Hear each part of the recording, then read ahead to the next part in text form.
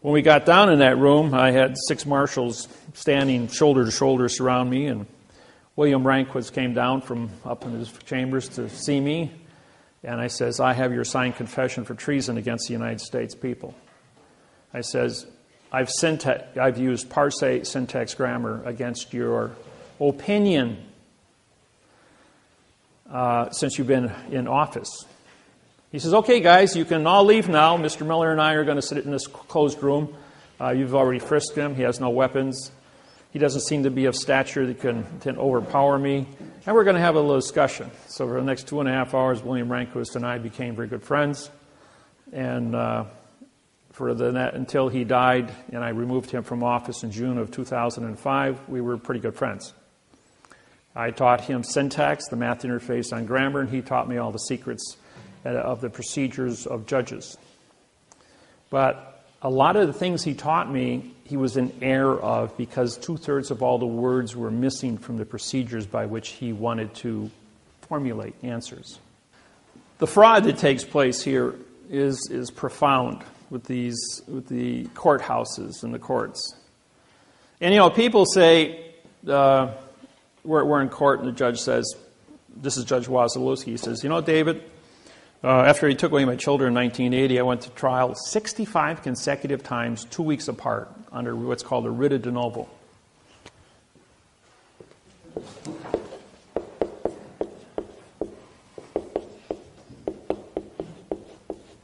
Now, this is a pronoun, adverb, adverb, verb. But if you put for the Ridid-Denoble, then this becomes a 5, a 6, a 7, a 5, a 6, and a 7. This is French, but D means the, and noble, it would then become a fact. So I filed for the writ of the Denoble. Now what that means is if you violate equality, that's discrimination, that's a crime. 1964 Civil Rights Act violation. So for the Ridid-Denoble is your ticket to get a free trial for anything. I don't care what it is. They cannot move forward on any topic. If they want to foreclose your house and they use adverb verb, they didn't give you equal protection of the law. That's a prepositional phrase. For the protection of the law using the correct parsé syntax grammar. Therefore, you can sue for a Ridid-Denoble just for the be correct on the grammar. Doesn't matter if you got a mortgage or a deed of trust. Indiana uses the terminology mortgage. California uses the terminology deed of trust. Deed is a pronoun, of is an adverb, making trust a verb. The word mortgage, by it stands alone on top of your document, is called a pronoun. There's no prepositional phrase. If I hold up this object, you see a pen. In Spanish, it's scribola.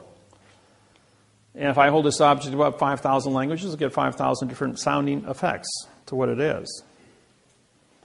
Does 2 + 2 = 4? How many of you think 2 + 2 = 4? All right, just all's fair.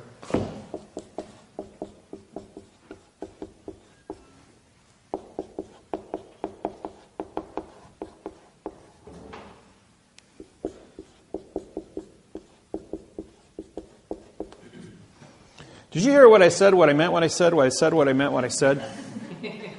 I can do this 150 different ways before I'm going to get it right. So don't ever presume what you think I said, because if my lips are moving, I'm lying to you.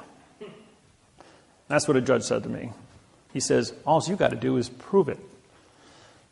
He says, and in 8,500 years, Wasilewski says, no one has ever proved it. And I said to him, I said, I know what you said to me. You said to me, wait a minute. He says, you mean to say if I say yes, you're going to say no? He says, well, you're here to arrest our judges. I says, yeah, I have warrants for 33 judges in your courthouse, signed by the United States Supreme Court and the World Court at The Hague. I'm the chief judge of Hawaiian Islands, federal judge. I says, you guys are only district, which is demon god of the underworld for trickery judges. I says, so you don't have any standing here. I says, I've got the only standing.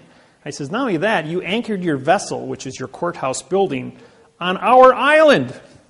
He says, I'm the elected king of Hawaii, and you've got your vessel anchored on my island. Do you have a drogue law? That means to anchor. In the correct parsing syntax grammar, to anchor your vessel on my island? I don't think so. Do you have a sea pass, S-E-E, to pass through our borders? Do you have a sea treaty, S-E-A, to move your vessel amongst the sea of space? You don't have any of these treaties? It means you're trespassing. He says, and I've got warrants for your arrest. So then 3 marshals come down. Yeah, what are you doing here? I says, I'm a sovereign. I'm the only sovereign in the United States. I have my own country. My own country. And guess what the land of my country is? The land of the courtroom during the time of contract. No one has ever claimed the land of the courtroom during the time of contract. So every courtroom I go into on planet Earth is my country on planet Earth because I was appointed to me through the United Nations, where all 200 countries treated with me, saying, when you come into a courtroom, you are the senior chief judge under land of the contract, and because your contracts are written in quantum grammars, which creates the constitution of the land of the contract. The courtroom. And the courtroom is not a geographical location. It's paper, folks. The land of paper is the contract. Because the contract of paper is not bonded to the room is just a point of convenience. So, what is a courtroom? A courtroom is a piece of paper. And the words on the paper are the thoughts. Hold a thought in your hand, show me the three-dimensional object of the thought. So therefore, the understanding of the courtroom is the correct parsing syntax grammar on paper in a geographical location that is neutral called the land of the courthouse or the land of the courtroom. Now, let's say we were in court today.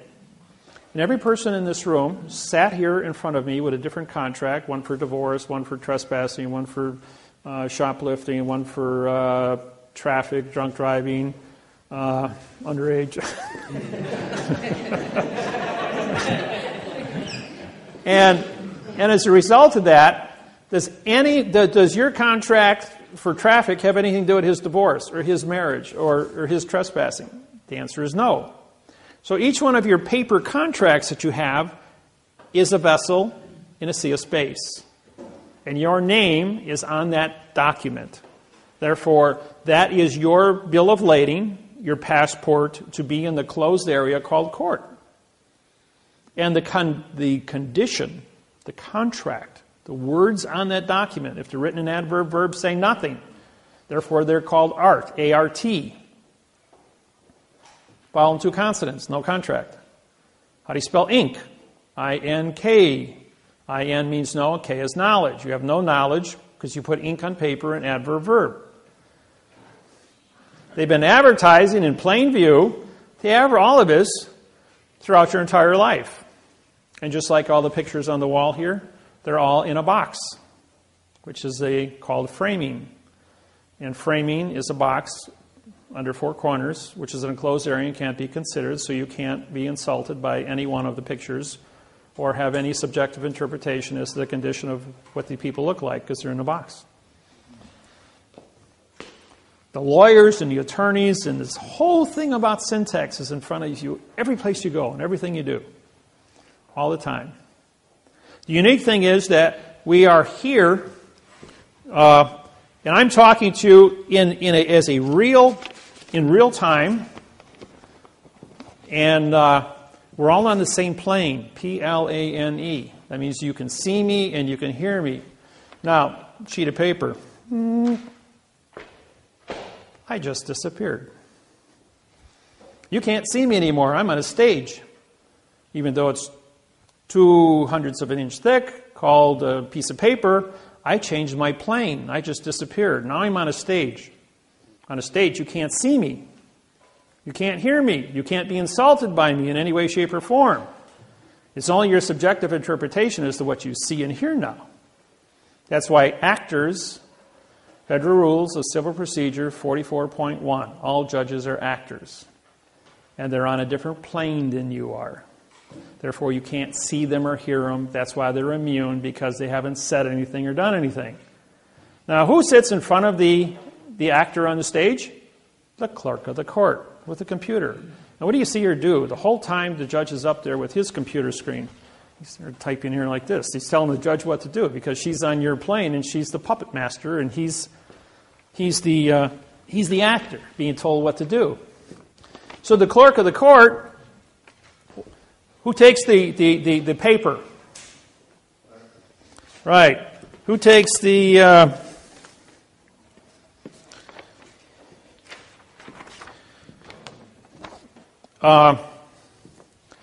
clerk of the court takes your money, gives you a receipt.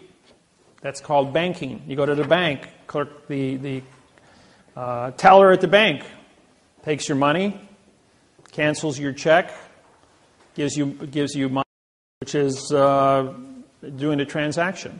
Just like ordering food at a restaurant. You order your food, the waitress writes it down on a piece of paper, which is a bill of lading, takes it back, brings out your food, gives you a receipt. If your MasterCard, you sign it. If it's cash, you take it up to the cash register. You do banking. She gives you a receipt. You give her money. You pay for your cargo. You go to the court. Hand her the vessel. You see a space. The vessel comes to the port of the court. The vessel gets docked. Therefore, we put a docket number on it, docking the vessel. You pay $350 docking fee, and now you have a document.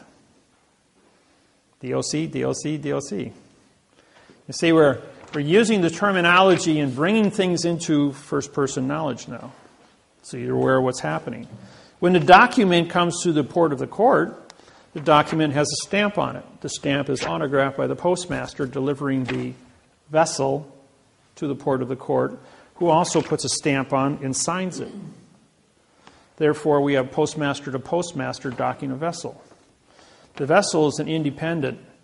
Now, this is something some of you know or don't know. All judges are actors. They do not become a judge until they autograph this document. If they autograph the stamp of this document, then they are the judge in the case. A judge who does not sign this document is not a judge. When you walk into the courtroom, the judge is up there and says, "Did you sign the paper?" The judge says, "No." That's not the judge. That's an actor. Who did sign your paper? The clerk of the court did. She's the judge. So you can say, "Judge, you're not on my plane. Get out of my courtroom." Now, when I walk into a courtroom, I walk in there and it says, "Judge, you're excused." I'm going like, this is a state court. I'm in charge. I said, "Bailiff, I deputize you as my tip staff. Arrest the judge for trespassing in my courtroom. I have a federal oath. I have a federal oath of office. I have it in my possession. I've signed the stamp. I'm on a federal plane. That's a federal flag. This is a federal court. We're here for money. This document says there's money on it. This stamp is $1 stamp on it. This is postal money. We're in a postal vessel in dry dock under a postal stamp. This is a federal flag. I says this vessel has jurisdiction and I have an oath of office that matches this contract. I am the only standing federal judge in this courtroom. Arrest that man as an imposter." That judge is usually running out the door as fast as he can get before the bailiff can get a hold of him. Then I turn and I says, I've syntaxed the district attorney's paperwork here, and now I'm prosecuting the district attorney for a $25 million fine and 30 years in prison for false and misleading statements to damage a citizen. And about that time, he's running out the door. And if he's standing his ground, then I got the bailiff arresting him. And if you've been in court and you've seen this happen and that, you're going like, never seen that before. The other attorneys do the same thing. When I was in Australia, we did this. And a district attorney, my client was a dwarf, stood 3 feet 9 inches tall. And when she walked in there, everybody kind of got out of her way. And I was there, and the judge goes, "Are you a representative?" And he says, "No, sir, I'm a claimant." "Well, who's that?" And he says, "She owns the property. I'm a claimant on her property." "Well, you're not on title." I syntaxed the mortgage contract for New South Wales. I says, "It's false and misleading." I says, because I syntaxed, I'm a claimant on the document for false misleading statements. I syntaxed the prosecuting attorneys who wants to foreclose her property. This man has committed a felony against this court. He's got a second grade reading level. Doesn't have an oath of office. Doesn't have he's not a barrister. I don't know what he is, but he's got a wig on. He looks like a clown, personally. And this guy is like, how can you talk to me like that? I says, because I'm a federal judge in New South Wales, and I have a federal oath, and we're in a state court, mind you. And I says, and as a state, it says, you may be a state judge, but you're not on our plane, therefore you've not come to court. Clerk of the courts, I says, I hereby deputize you as my clerk. I says, bailiff, I says, you're now my tipstaff. I says, this is a federal court. Arrest this person for treason against the people. Arrest the judge for impersonation. And the judge stands up and goes, we're going to continue this for another 45 days. I said, you can't continue anything. I already arrested you guys. You're out of the picture. And this guy turns to these 12 barristers sitting behind him and he goes like, this guy just handed my head to me in a basket. He goes, do something. And they all took their coats and pulled them over their heads, and they all talking through their coats going, he's your problem.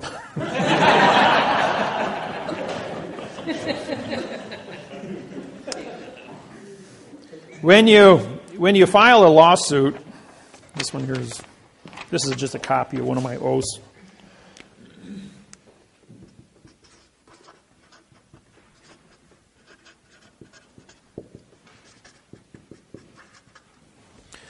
What I do is, we have a stamp on one side because it has value. We have a flag making it federal.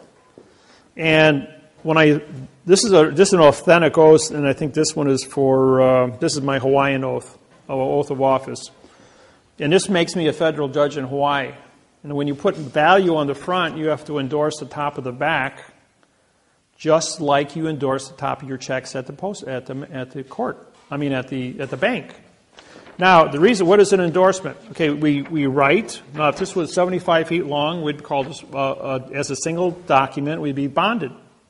We roll it all up, called a scroll. And so, now that it's been rolled up, we put the wax seal on here, going all the way back 6,700 years, and the king would then use the ring to put the seal on.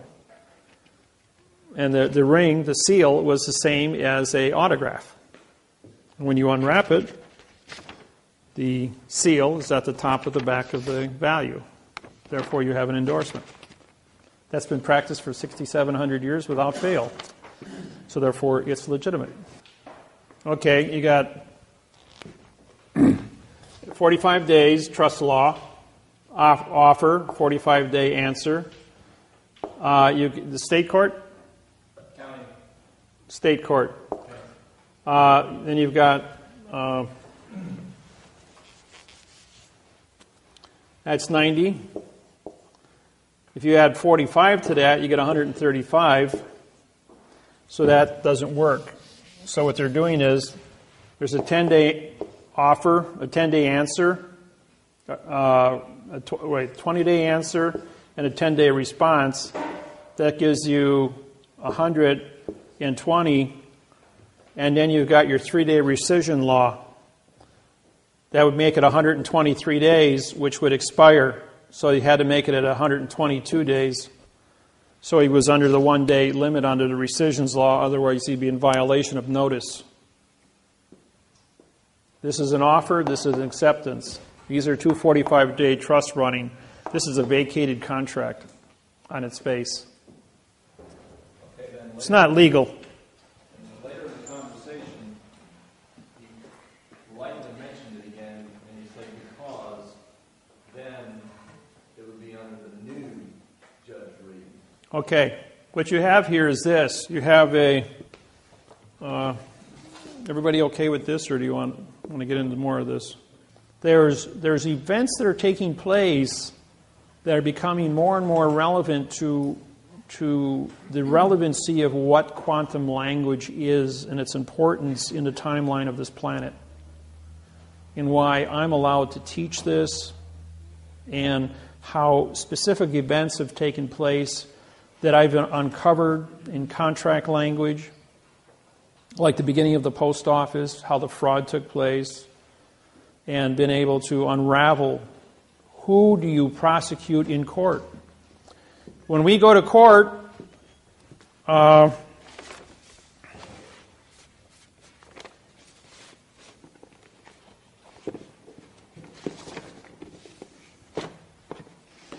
this here is a federal lawsuit that I wrote.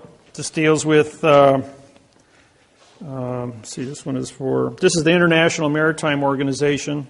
Russell Gould and I put this one together. But this is a document contract, federal postal court, federal court venue document. It's postal, folks. We have federal flag and a federal postage stamp. This is a federal court we're suing. When this goes into this commission under maritime law, this is the court. This paper is. And when it's filed at the Maritime Commission, this was filed creating this vessel in a sea of space to be the court. They have to come into the understanding of the syntax within this document and say, all the Maritime Commission officers have to say, show me your correct parse, syntax, grammar, oath of office. Show me the correct parse, syntax, laws, rules, regulations, and codes that allow you to do and capture the things you capture. We have rewritten your lawsuit or rewritten your charter in the correct parse, syntax, grammar. And we are now forming a treaty with you through the Document Contract Postal Vessel Court Corporation. That's myself and Russell Gould. Yes? So if you taught this stuff to them, you mentioned in 2000, why are they still going on in their fiction? They're only advertising the fiction to you as the population. Why? Because if they were to stand up and say, okay, we've got a quantum contract here, and the whole planet is sitting there in fiction, it'd be like the president getting on CNN and explaining the dollar bill to you, disqualifying all money. You can't have... The whole world has been 8,500 years in fiction with all their fiction contracts. So you have to be responsible at all times. That when we want to switch gears, I only have to educate 1% of the population. Those are your political leaders, your judges, your attorneys, your politicians, Congress, Senate, the legislature of all 250 countries, all the bankers, simultaneously, where the United Nations stands up and says, we're going to switch gears today.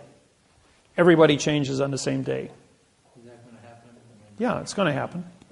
Just like they had the new money come out. They went to the euro.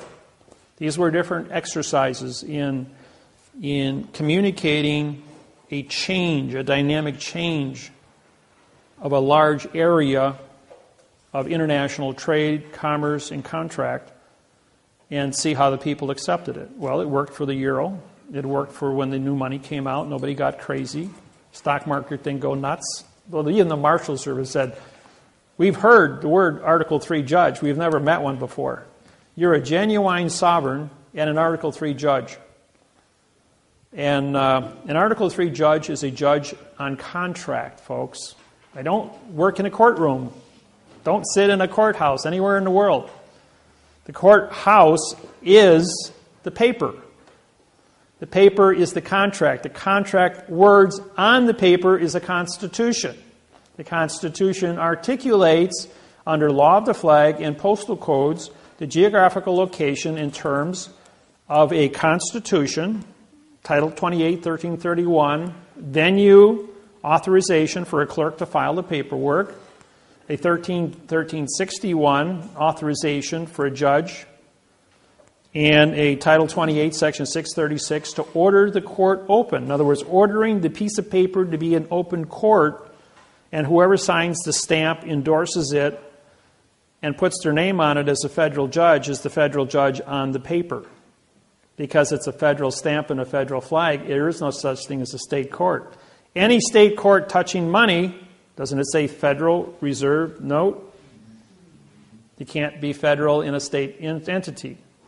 If there is no money involved in a state court operation, they must get you to sign a bond making your body collateral for the bond. There's no paper. You become a value as a bond. That's why you have to bond out of a state court. They can't create money. They're not federal. They're state. And the courthouse is a foreign vessel in dry dock. So you've left Indiana territory, and now you've entered the condition of an illusion who makes you bond yourself. Once you're bonded to the vessel in dry dock, the sheriff can leave the courthouse, and the sheriff is only there to protect the judge, and go out and capture you as a bounty hunter. And that gives him his authorization to leave the vessel and go out onto the Indiana territory and capture you. If you don't bond out, you'll never leave the foreign vessel in dry dock. Because if they don't own you, they can't leave the courthouse to come and get you. Now, when you file one of my lawsuits in federal district court,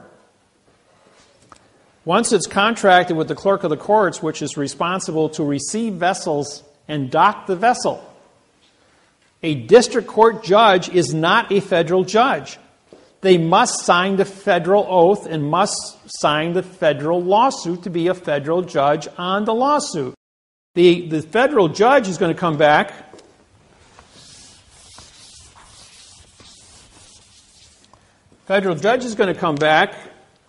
and here's your case number. It's 12 CV 123. That's what the clerk puts on your paperwork. The judge is going to come back and he's going to answer you 12 CV lowercase 0123. It's a different case number. Or they're going to come back and say C 12123. That's another case number. Then they're going to come back CV 120123. Lowercase CV 1200123. 12 uppercase CV 0123.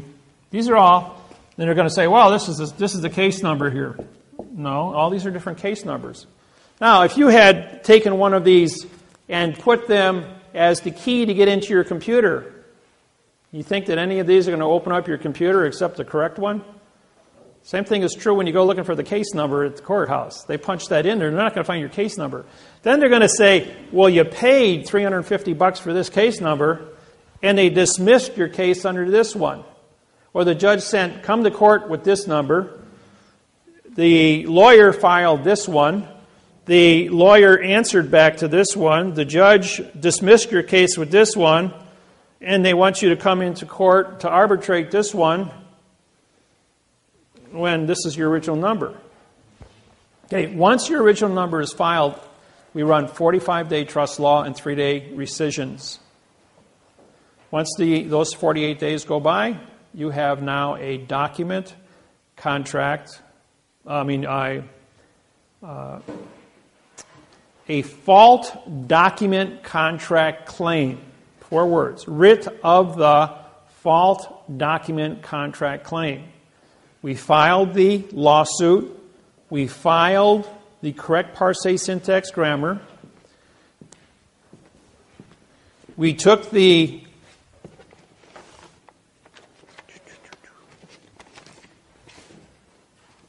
let's see here.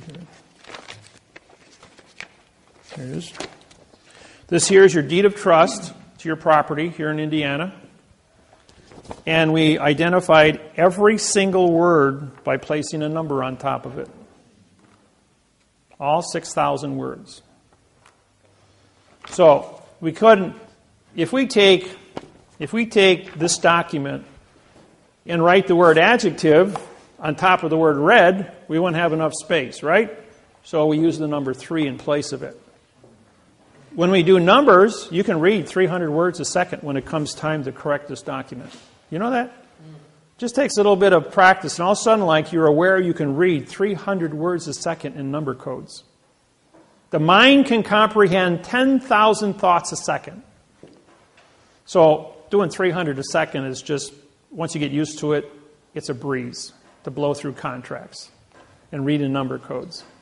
you're walking into and what you see.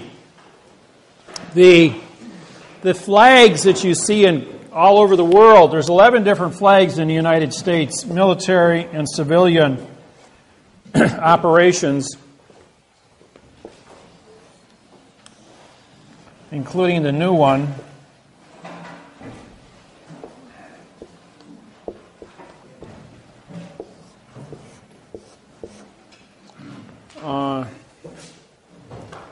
And there's another one.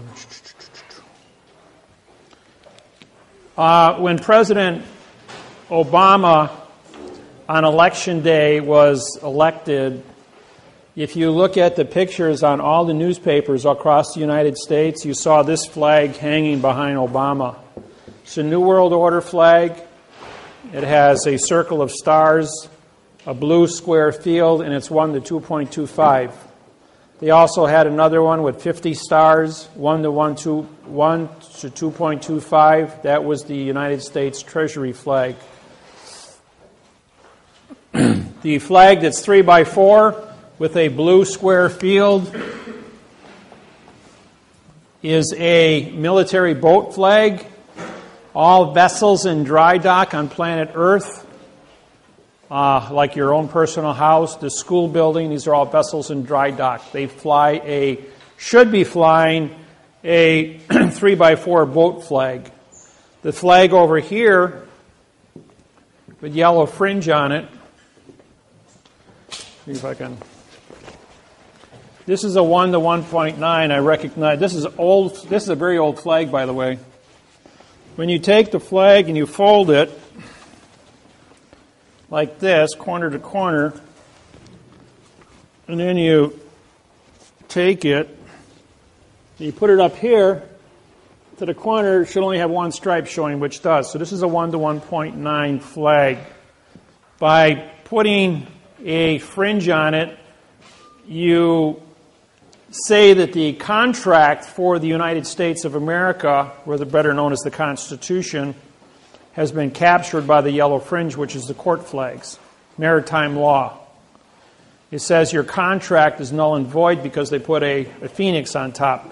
So the wing tips pointed down is a Vatican banking phoenix. Wing tips up is a your postal eagle. I call it the postal chicken. The acorn, as you see, the acorn is for military parades. It's a military symbol, ACC meaning no contract. The spear is for military court-martials. And the ball is for military advertising and military recruiting. Henceforth, you have it in front of the post office with the ball on top. And inside the post office, you have the eagle on top because the post office is postal. Henceforth, you're in the postal building, but outside, it's where you sign up for the draft. When you turn 18, you've got to sign up for the draft. You've got, 90 days after your 18th birthday to do so. The 3 by 5 flag is a military flag with a blue square field. It's used for parades. The reason that they have this flag, not the 1 to 1.9 flag, is because of the weight of the flag would hang down, whereas in a marching at 3 miles an hour, the wind would catch it and it would be aloft because of its weight. The 1 to 1.9 flag I now hold copyrights to as the correct sentence structure, communication, parse, syntax, grammar flag, recognized worldwide, both in black and white and in color, red, white, and blue. The 3 by 5 base flag has a 3 by 4 field, and this is for military bases. The ones they sell at Walmart are 3 by 5 with a blue square field. That is a military flag. And when the sentence runs like this, when they come looking for your jurisdiction, what flag are you flying? If you've got a military base flag outside your door, don't be surprised if the military can go ahead and set up camp in yours, because you've given it military jurisdiction to start with.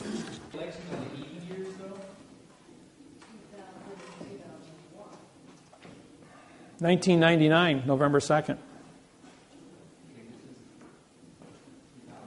President doesn't take office until the even year. They were elected on the odd year.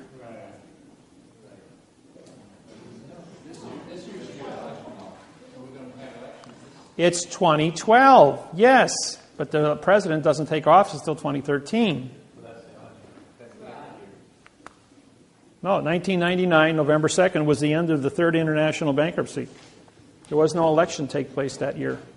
I mean, the election took place, but the president wasn't appointed until the 2nd of February 2000. And Bush was reinstated. This was Bill Clinton. Bill Clinton said on November 2nd he would be the last president of the United States of America. On the 2nd of February 2000, the United States of America Corporation took over. The democracy was dead. The Constitution expired. So what's the law of the land now? You're a postal employee. You carry postage stamps in your pocket. So where does the UCC fall in? UCC is copyrighted by England, has no effect on the United States.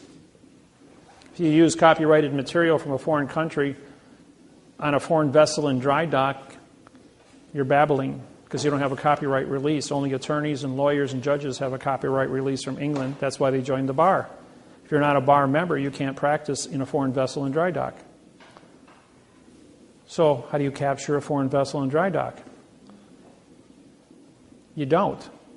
You create a court within a court. In other words, when you file a lawsuit with a stamp on it, it's a postage vessel. The postage vessel, when the sentence structure says, this is the document because it came to the dock, received the docket number, and is now a document. Document contract. Two or more people make contract. There is two people, your claimant and a vassalete. Document contract, postal vessel. Postage stamp on a piece of paper is vessel. It's federal, so it's a federal court venue. The word jurisdiction, people, means opinion. Don't use the word jurisdiction. Why do you think you have a jury? A jury, J-U, means no law, and R-Y is contract. It's a no-law contract. The word judge sits on a plane different than yours.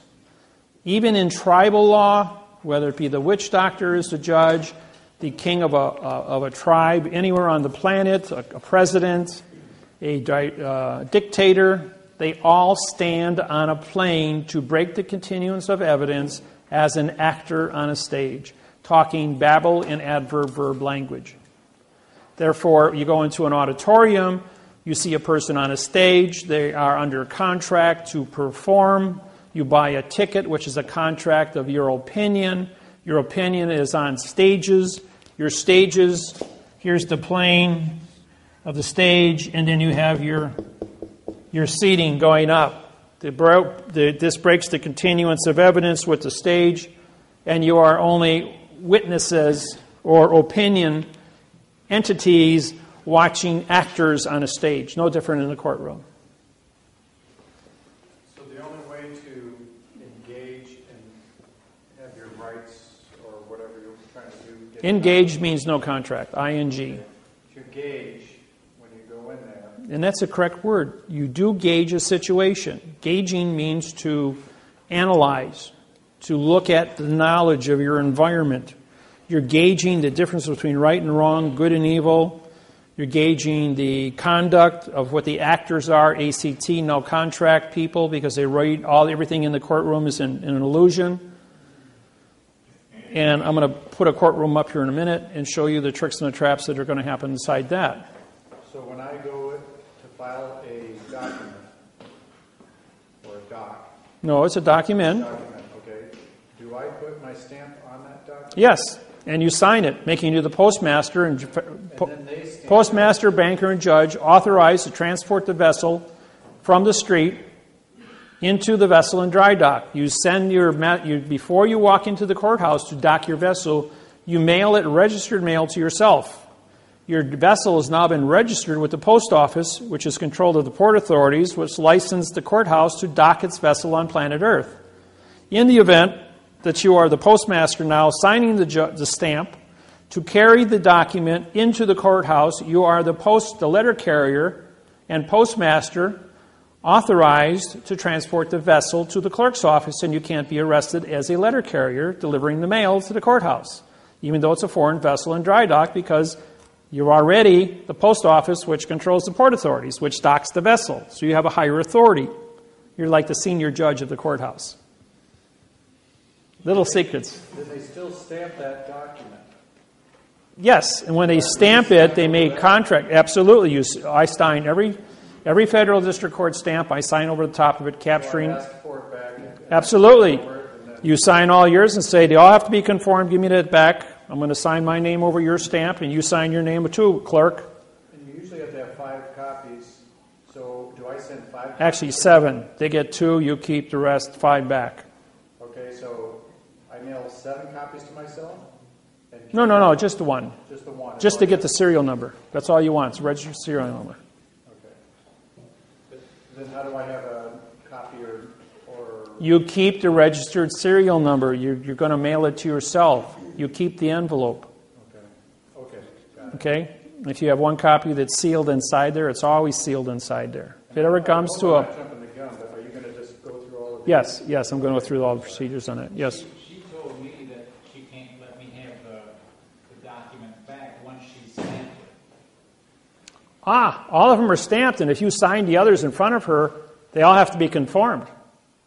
If her copy is not conformed, then she has an illegal copy. She doesn't have an original. If you sign across their stamp, you have the original. She has to take possession of that. But she said, I cannot give you this document once I've stamped it. No, that's because they don't want you to be legal and become the chief judge of the courthouse so that you're in charge. You become the chief judge of the courthouse when you do that. So if they don't give it back, how do you respond? Oh, I always get it back. I says, I'm the federal judge in this courthouse. I have my oath on file. You better give me that court back. This is under Title 15. Which one is that? That's Title 46, Section 9. I just tell them I'm a judge? 946. Well, I have a 17-year running position. Everybody knows me already. So how do I do that? Oh, if you sign, as she hands you back the documents, you sign all of them. And if she knows what she's doing, she'll give you back their copies so they're all conformed. Right. So because when you say to her, and she doesn't give me hers, then she is illegal. Illegal. Right. You're saying, you know what? I have originals here signed. I says, now how are you going to explain to your boss that you don't have a signed original copy and you only have a half the position done? You didn't follow your duties. Wow. And that's what I'm wondering is the enforcement. Now, under Title 18, Section 641, folks, misappropriations. Title 18, 641, misappropriations. That means you took a paycheck and you didn't do your job. That's misappropriation for not doing your job. That's a 10-year, $10,000 fine, a $9,000 fine, and 12 years in prison under another title slide of the same. It comes under 946 instead of 941. What was the title number? Title 18, 641 through 665 is the misappropriations rules. You can pull it up on the internet and go through the whole thing. Yes. So does that mean when we took for the mortgage fraud, the ones that we filed at the district court in South Bend, when we gave them the copies to file stamp them, we gave those to have them all file stamped and have the case number stamped on them. Correct. And then we took ours back and they kept theirs. Correct. So, was that correct, or was No, they have their 2 copies, you have your 5. But in front of them, you sign or autograph your name across their stamp. And when you autograph your name across their stamp, they have to give you back those 2 to autograph also. Otherwise, they're not in conformity. And that makes you in contract with that building, with that vessel being docked. And when she gives you a receipt for your money filing, you also sign that receipt. You sign your name across the registered mail sticker. You sign your name across the money sticker that's put on your registered mail. You sign your name across the stamp. Anything the post office gives you, you sign your name, autograph your name across it. Not sign, but autograph across that stamp. And if it ever comes to push and shove where you got to walk into court going, I'm a federal judge, I'm federal postmaster, I've signed my documents. I have the physical evidence in my possession that goes with this. This was docked at the post office before it was ported with the port authorities. The post office has jurisdiction over the port authorities. And so therefore you haven't filed protocols. In my lawsuits that I file with you as your mortgages, identify the clerk of the court on the 48th day as the federal judge of that lawsuit, because she's required or he's required, the clerk of the court is required to autograph her name or his name on that stamp as the postmaster receiving a vessel in dry dock. That's protocol. If they skip over that procedure, they're guilty of misappropriations. They can go to jail for 12 years. And you can have, when you download the laws on this, you take it in with them under misappropriations, and you present that to them saying, here, read this. See what this says? Now do exactly as I tell you. If you got a problem, you get your supervisor. You got a problem with that, you get the chief judge. You got a problem with that, call John Roberts at the United States Supreme Court. You got a federal judge here, chief federal judge can call the United States Supreme Court John Roberts. You can call Hillary Clinton, Secretary of State. Now he's Bill's counsel.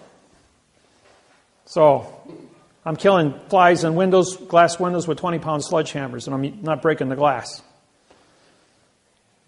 And so they come to me and they're going like, we're not going to obey this. We're not going to do this. I'm going like, you want to go to jail for 12 years? Feel lucky today? And he says, I'm the last man you want to go ahead and play games with. Right, but you can do it. But why? If you follow the procedures, you can do it too. It's all about conviction. It's all about being cool and collective. Of course, I have an advantage of you guys because I don't have adrenal glands, so I don't have the jack high, jack low. Me, I'm just data. I'm a Spock. Since Star Trek came out, everyone's called me Data and Spock. Yes. On your autograph, is it printed or is it in cursive? No. Always print it. Print it. Yes. And when I did that in school, they cracked my knuckles and said, "You will not write that way. We're going to force you to be in fiction." Cursive writing in school. Say again. They're taking cursive writing out of the public schools. Did you know that? They're taking it out because of this program. Yes, I've been suing, and the teachers are going, "This is correct. We're wrong." And they're changing. This program is changing all languages on the planet. You can't move forward. You see, on January 6, 2012, there was a little glitch that took place. The Hubble's telescope took a picture.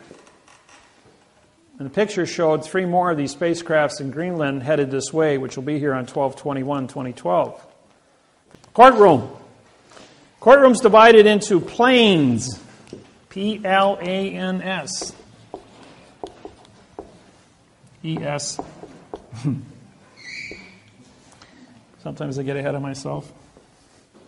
All right. Plane number 1 is the level playing field, such as this room. Plane number 2 is where the clerk of the court sits, on a 4-inch high podium above your plane. Plane number 3 is the witness box, or the jury box. Anything in a box is an enclosed area and cannot be considered.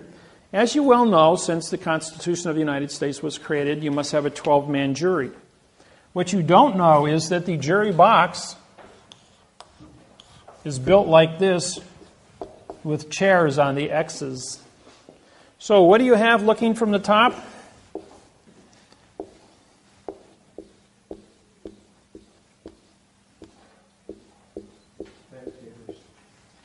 You have 2 petite juries of 6 people each, which is illegal. The continuance of evidence of the peanut gallery are divided. So the jury is in a box, and JU means no law, and RY is contract. They are a no-law contract of an illusion. Henceforth, they have no value whatsoever. Never ask for a jury trial because a jury doesn't have a clue how to read and write above a second grade reading level. That's why it's a no-law contract. Then the witness gets put into a witness box, which is an enclosed area, cannot see evidence or give testimony, to a jury box, which cannot see evidence or see testimony, to a judge that's on a plane, not even in the courtroom, as an actor in black robes, mourning justice. And justice, JU, equals no law. S equals speak. TI equals title. And CE equals judge. This is Latin. Judge title speaks no law. And what's the first word you guys do in your anger?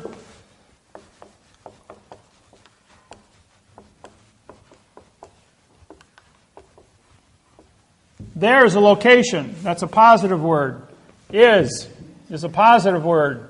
No is a negative word. Law is a dangling participle verb. So what happens?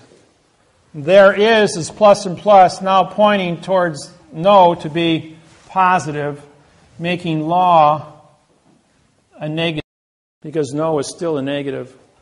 So therefore the word no law or fact shall be tried in court. By your own confessions, people, you go, there is no. There's no such thing as a no. Because you can't perform a negative condition of performance. But if you say there is no, what do I have in my hand? Nothing. You just made nothing a fact. Now I can prosecute you with nothing. Well, you just walked right into that trap. Don't feel bad. No one's ever gotten past it. Everyone steps in the trap. Let's see how close up attention you are.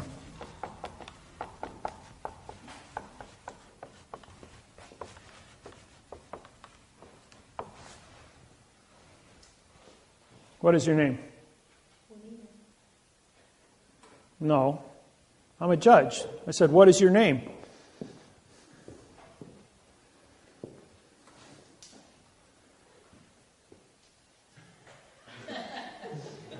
I just called you a what? Would it be easier? Would it be easier if I did this? Would it be easier if I did that? Now does that make sense? You see, this here is a period, folks. This isn't a question mark. That means, what is your name? Do you see a question mark hanging above me? Yeah. So, the answer to the question is, this is a pronoun, this is an adverb, this is an adverb, this is a verb. Even if you were to identify the word what to be your name, why am I calling you a verb? You don't exist as a dangling participle verb. The answer is, this is the answer to the question, what is your name? You identify syntax. You say, well, what is a pronoun? Is an adverb, yours an adverb, and name is a verb. Can I see the correct sentence structure, communication, parse, syntax, grammar for the avoidance of the perjury? The judge is going to go, okay, case dismissed. Please leave the courtroom. Bang, just like that. Don't care what you're there for. Because the traffic citation, anything he's got to say to you is a lie. You can always tell I'm lying to you. My lips are moving.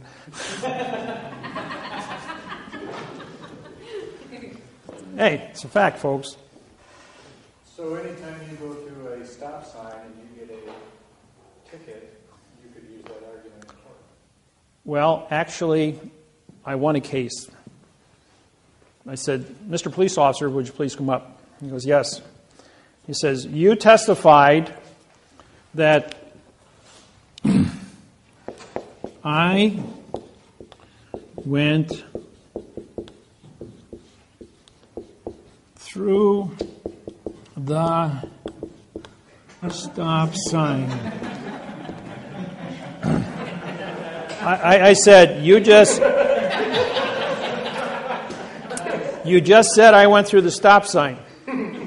I says, what does a stop sign look like? So 8 sides, painted red and white, made of metal. How do I occupy the same space as a stop sign? How can I go through it? As 2 objects can't occupy the same space at the same time. This is a fraudulent statement. And this is a pronoun, adverb, verb, adverb, adjective, pronoun. Can I see the correct sentence structure, communication, parse, syntax, grammar for the avoidance of the perjury? Judge goes, you can't go through a stop sign. And yes, that is a correct statement. And yes, this is a fraudulent statement. And you committed fraud under Title 15, Section 1692E and Title 18, 1001. Fictitious conveyance of grammar and false and misleading statements. Case dismissed. Mr. Police Officer, you're going to be reprimanded. I want your supervisor in here as you're going to have to learn how to use correct grammar.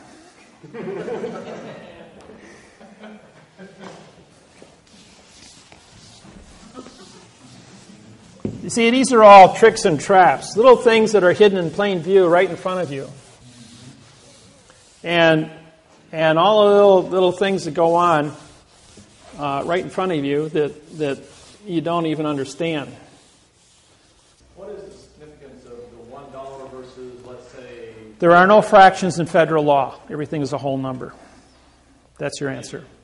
So you can't use a 2 cent stamp. No, you must use a $1 stamp or above. Must always be a whole number. Now, that's a good question. I'm going to switch gears here a little bit. When you read, now, you've been exposed to fiction grammar, but there's another thing that you don't see. It's called character spaces. All things went to computer now.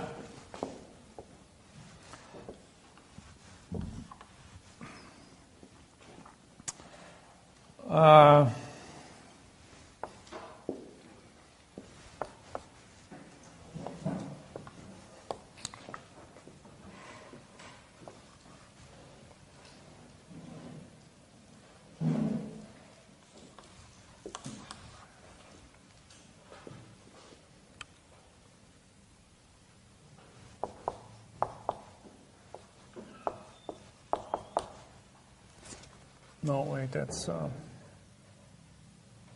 Yeah. My spacing is wrong.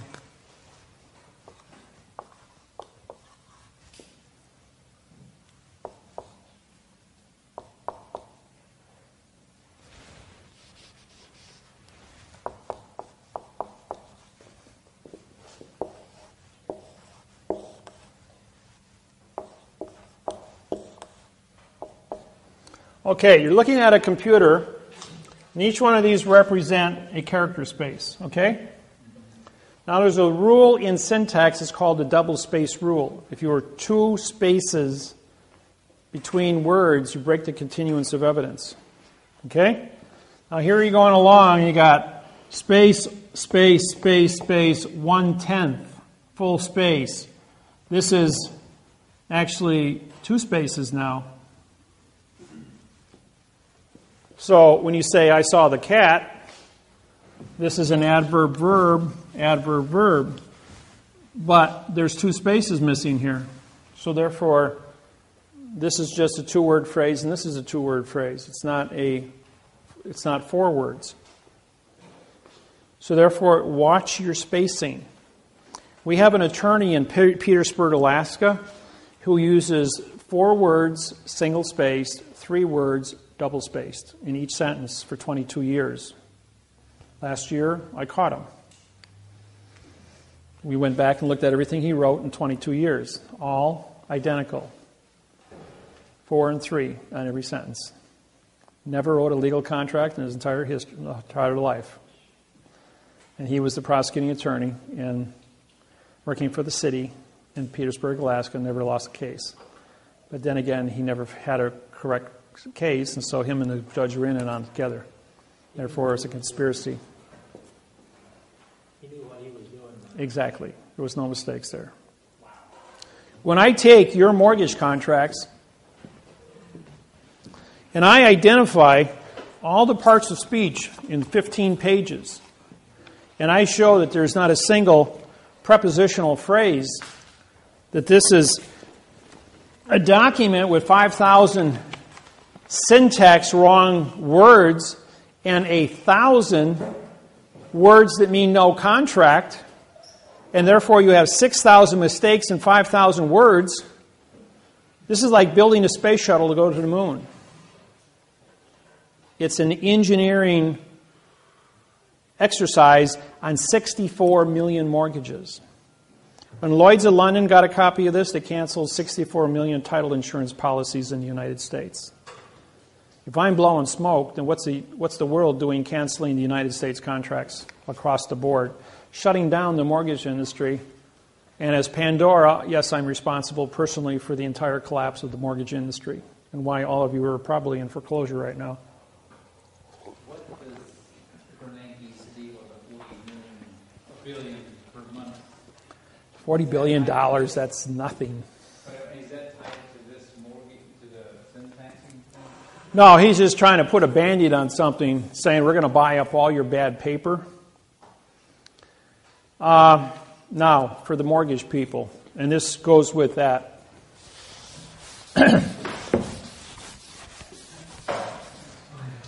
Here's how the plan works. We have a document that's a fraud. And this is an autograph, this is a confession. As you know, the bank did not sign any of your mortgages. So therefore, you have what's called a unilateral contract, meaning one signer, which means it's not a contract. You are classified as a borrower or a trustor, ending the word in OR, making you responsible for what? A contract that's written in adverb verb and says nothing. You are responsible to pay back money to a contract that doesn't exist. All the money listed on the document is in a parentheses. So if we have quotation marks, a parentheses, square brackets, or we write in italics.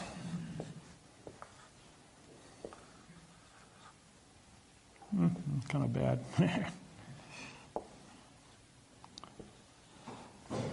Or if we write on an angle called italics, it means it's removed from the paper and it's blank, which is the condition of all your cases.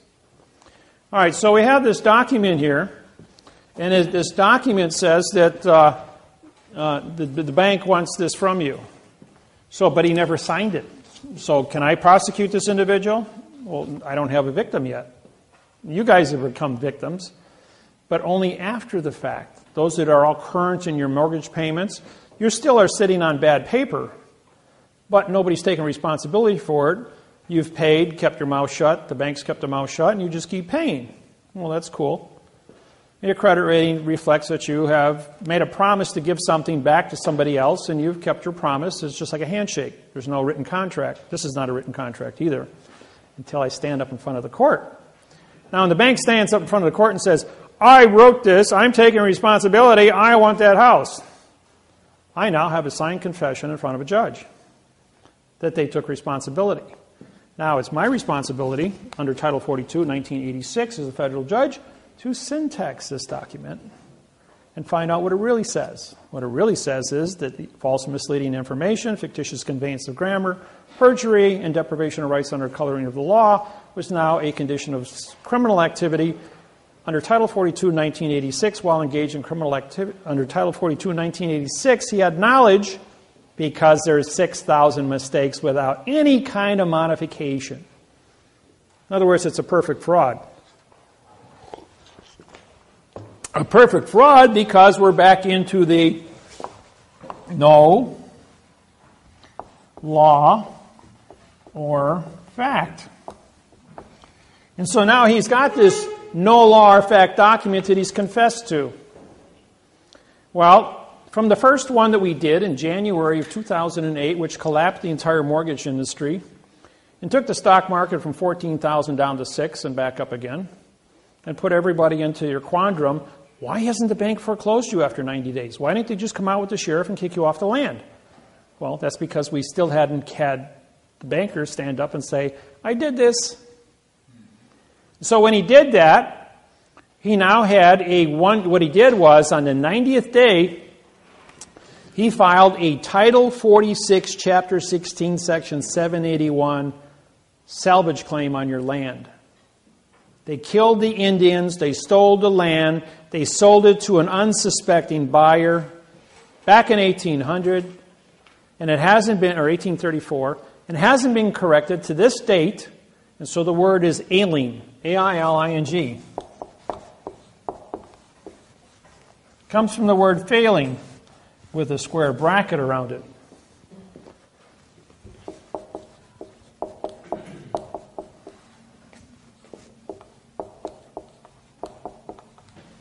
Better known as the Federal Rules of Civil Procedure 12b-6.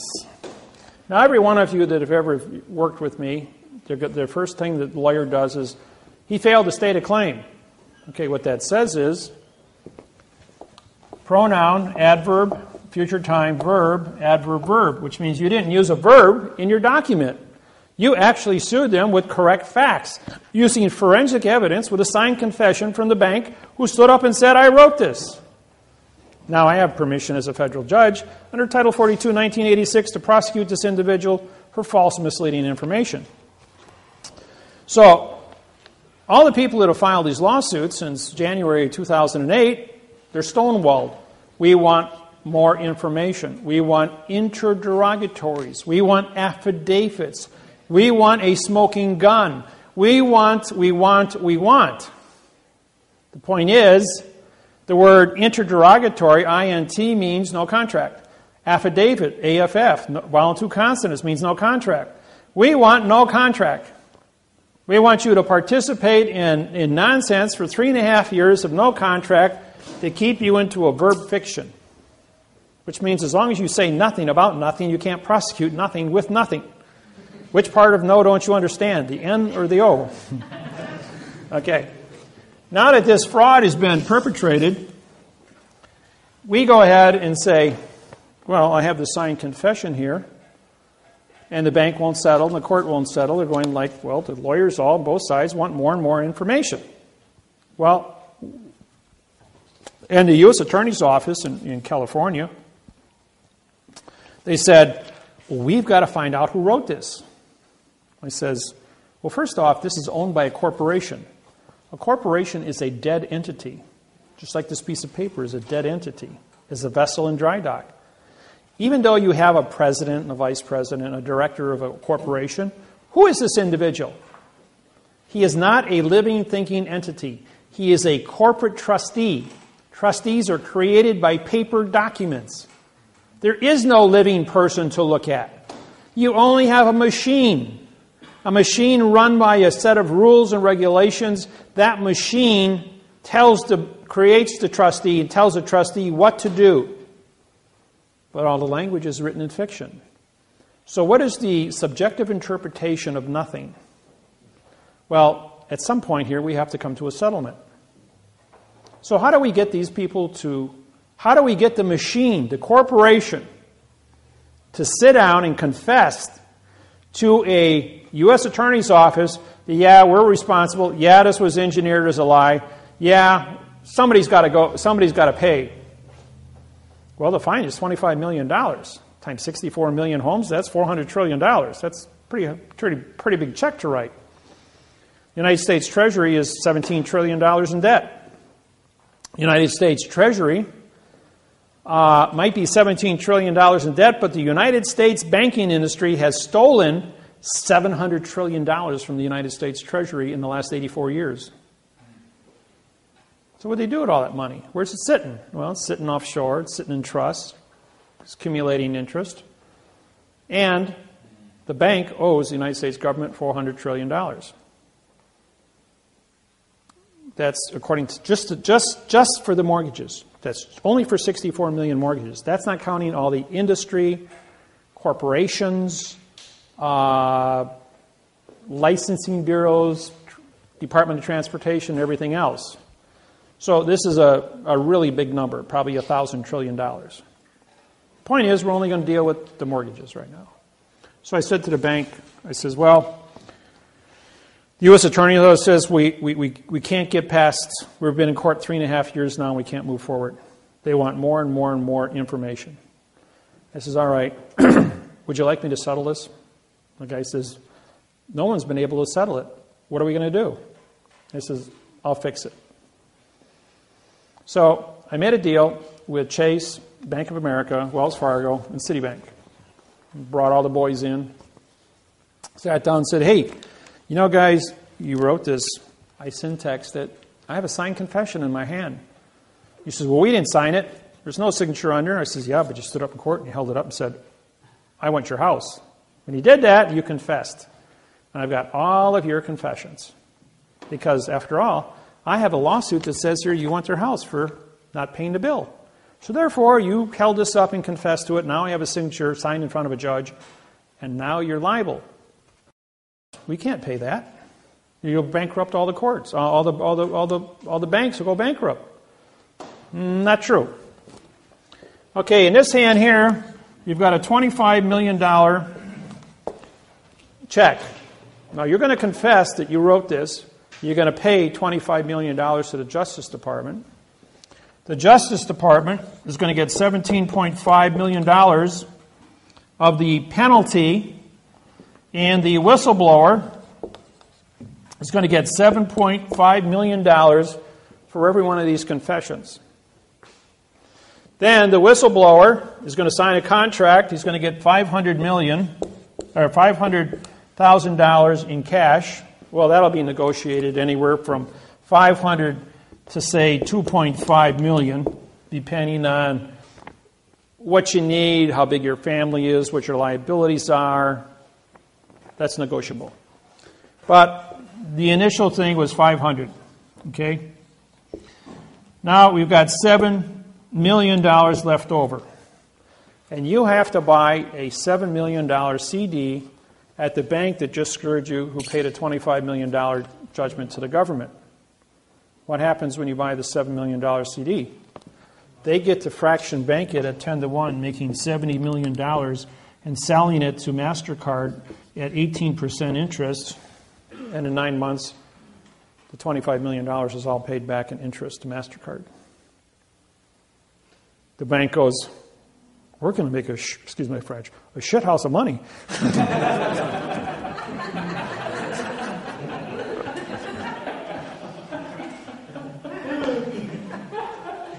And the bank, 10 days later, walked into Kamala Harris's office and said, we got a check here for $26 billion. We'd like to settle this lawsuit. And all the homeowners get paid. March 6, 2012. 10 days after I met with the banks in Oceanside, California. Now that they had a remedy, the banks, Kamala Harris got $19 billion. The United States government immediately took $7 billion, stuck it into the Treasury in the state of California. Kamala Harris then had to hire a staff of individuals, screen out the applications, get all the forms worked, the paperwork done. I have those with me, by the way, for those that need the forms. They're involved with lawsuits with me right now. And the bank is waiting for their redeposit of the $70 million for every $25 million they paid out on. And this is I have all 50 federal attorney generals and 1,000 staff members, which are all assistant attorney generals, working with me on this. Now, they are hiring 3,000 more attorneys to work with the U.S. Attorney's Office to process 22 million foreclosures in the United States. When you divide 22 million by 4,000 attorneys, that's going to take a while, especially with all the paperwork involved. It's going to result in an $8 trillion a year windfall for a government that functions on $2 trillion a year and only collects $500 billion a year in revenue from the IRS, from taxes. So this is a 16-to-1 payback with my technology. Who am I? I am the cash cow of the United States Treasury. I Why do they leave me alone? Why do they let me do what I do? It's because the United States government would not exist after 1997 if it wasn't for me. I paid off the last national debt in 16 months. They were $8 trillion in debt. They not only paid it back, but on November 2nd, 1999, we had $6 trillion surplus in the United States Treasury, entering the third international bankruptcy. And so now, as of last week, we were $17 trillion in debt. With this technology, it's affecting everything. And every single lawsuit, yesterday, Bank of America wrote a check for $2.46 billion for false and misleading information on the wording for the contract for the Bank of America Employees Pension Fund. Biggest single settlement in the Bank of America in the United States pension history.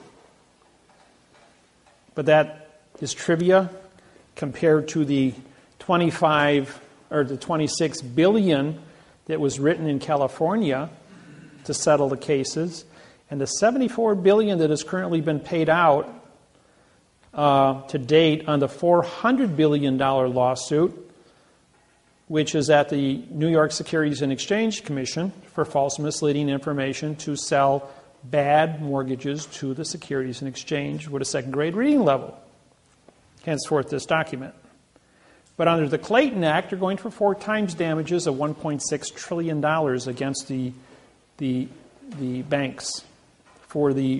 This is just the first 1% of the 22 million cases that are out there.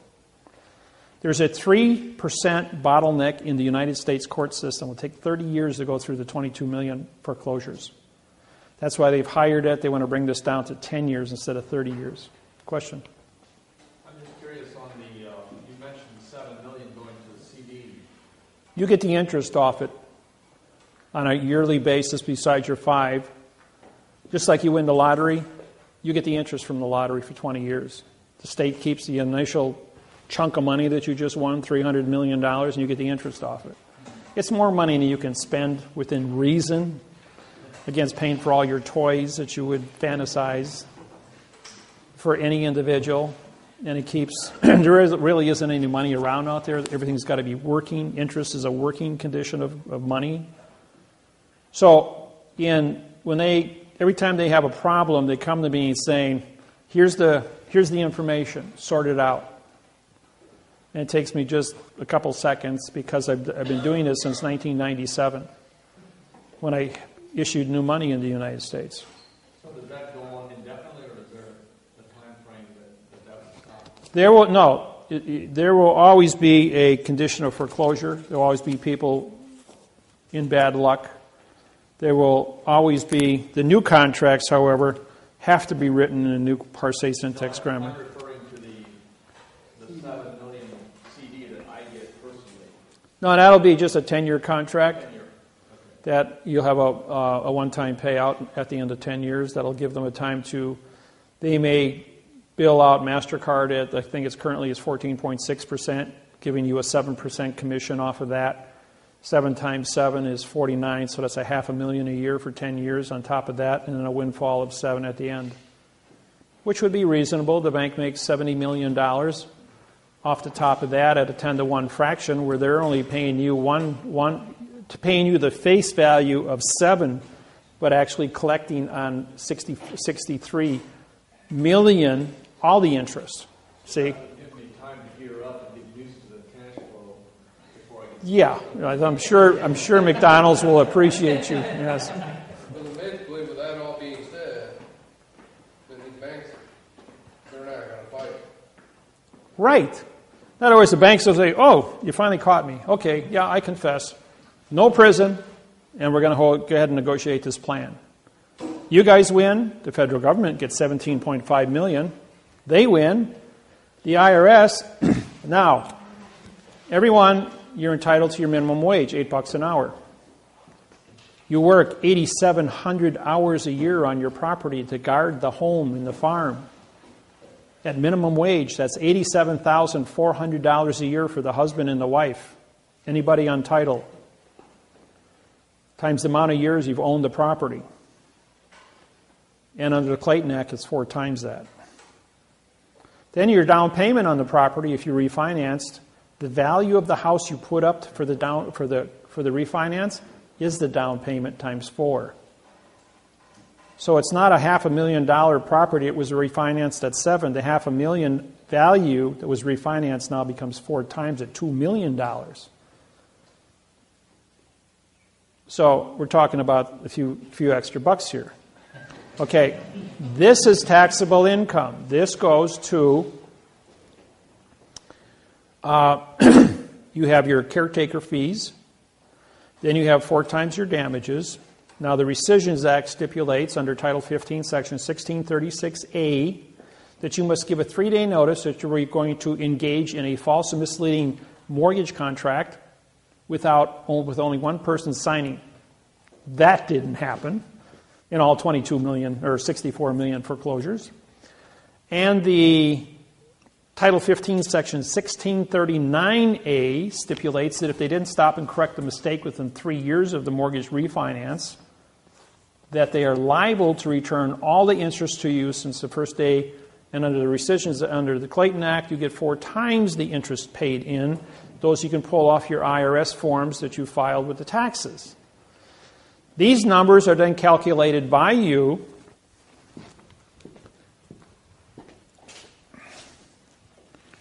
let's see here.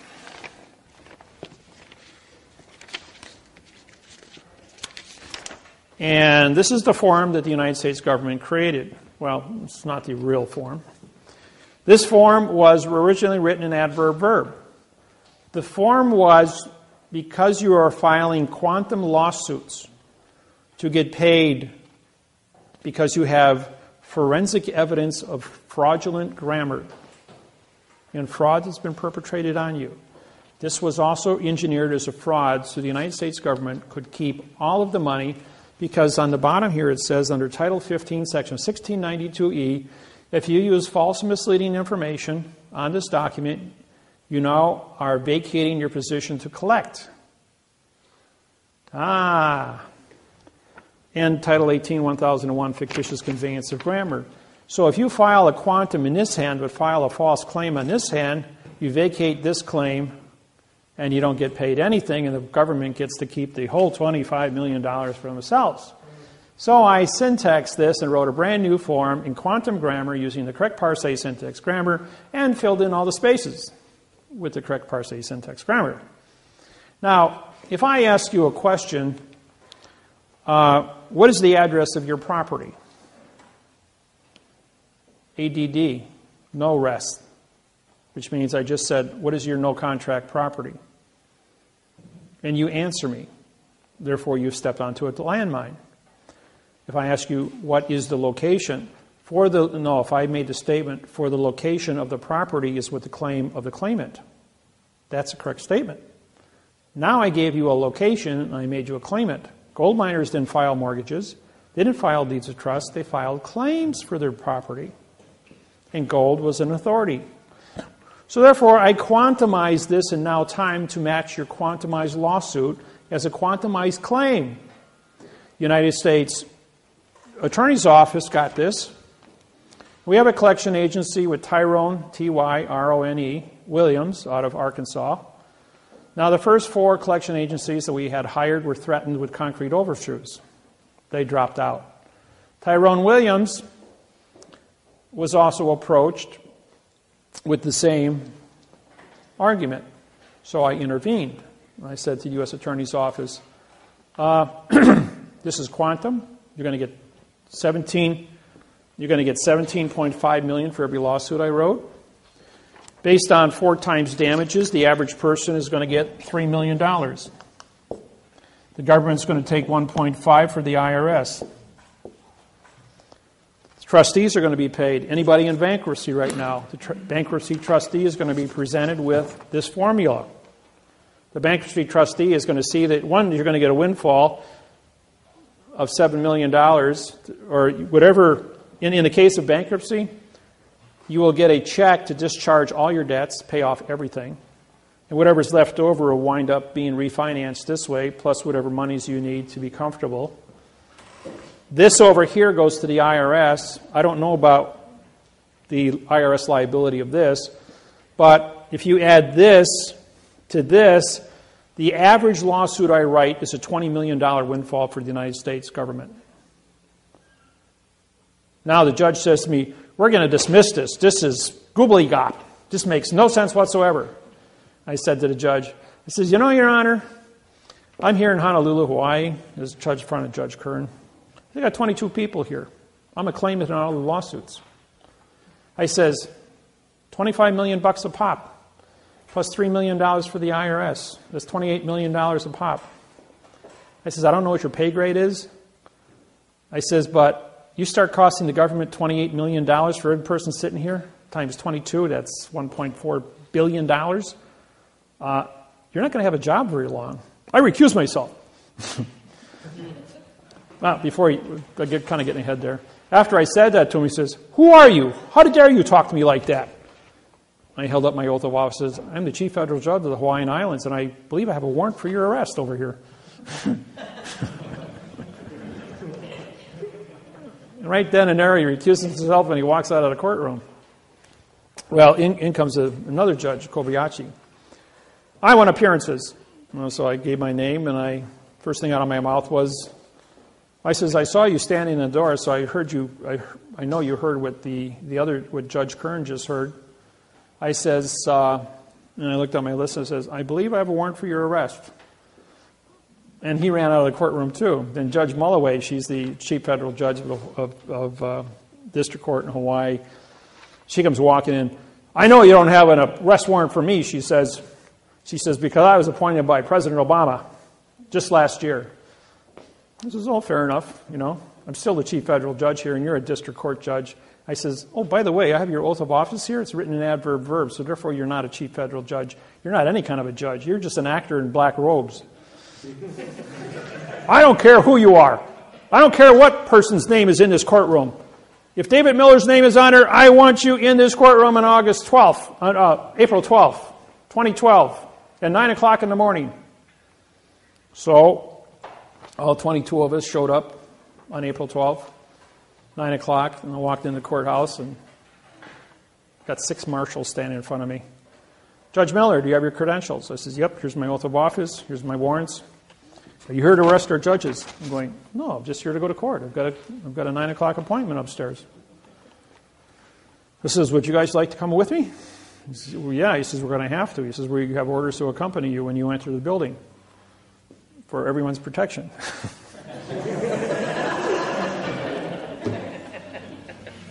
It says, who are all these other people? I says, oh, they all were ordered to be here, along with all the attorneys and all the mortgage companies. He says, well, you're the only ones here. What's this all about? I says, I put a 15-month freeze on all the foreclosures in the Hawaiian Islands. And 5 of the 6 marshals were in foreclosure. They all shook my hand going, oh, thank you for not having us kicked out of our home. So they were all in my, I said, would you guys like to come upstairs with me? So we all tiptoed upstairs in Kern's office. We go walking in. And Judge, as soon as I walked in the door, Judge runs out of the courtroom because I got a warrant for his arrest. And I walk up to the clerk and says, well, we're here. Where's Mulloway? He ordered us to be here. And he says, oh, I'll go check. Runs in the back room. There's a whole bunch of screaming going on back there. The clerk comes out all red in the face, and he goes like, the judge has ordered the courthouse closed and ordered his courtroom closed, and everyone is ordered to vacate the building. I says, well, where's Judge Mulloway? You got to go down to the clerk's office and find out. I says, well, the judge has ordered the courthouse closed. So the 6 marshals and I, we go down to the clerk's office, and I have a order opening the court up, ordering with me. I was prepared for all this. I walk to the clerk and says, I'm ordering the courthouse open as Chief Federal Judge. He stamps it, signs it, and I sign it. I said, by the way, where is everybody?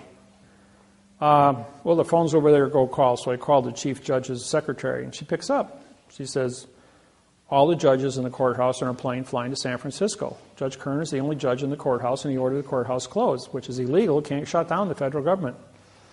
So right then and there, I says, all the judges committed treason, vacated their posts, and left the country because they're in international space.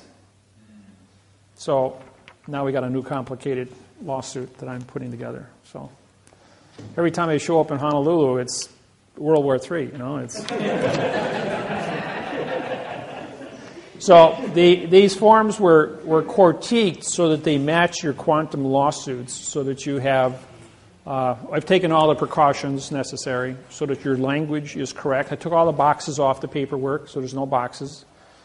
The only thing, when the judge, when somebody asks you a question, like, what is the location of your property? Well, you have to have all the words defined, which is in the lawsuit. You have to have your name and address to be legal as far as understanding what an ownership of location is. That's in the lawsuit. You have to have a cause and effect as to why you have ownership and why the bank doesn't. That's in the lawsuit. Because possession is 9 points of the law, and no one ever gave you a legitimate contract, and you've been the caretaker, trustee, and guardian of the property, which puts you on it, and there is no contract.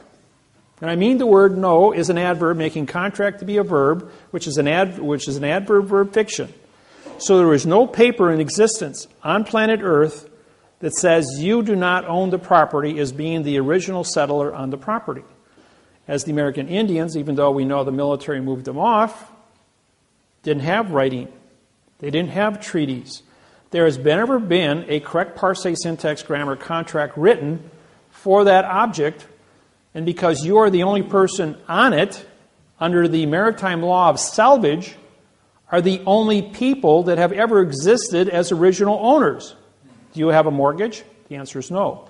Do you have a debt? The answer is no. Do you own the land? The answer is yes, because possession is 9 points until somebody can show you a correct parsing, syntax, grammar contract that says otherwise. So if the world of fiction wants to play the world of fiction, that's one thing. But when Iceland got a hold of this, Iceland forgave all the mortgages in Iceland back in March this year, rather than pay $25 million a pop to Wall Street. So everyone's title clear in Iceland now, even though it's a very small country.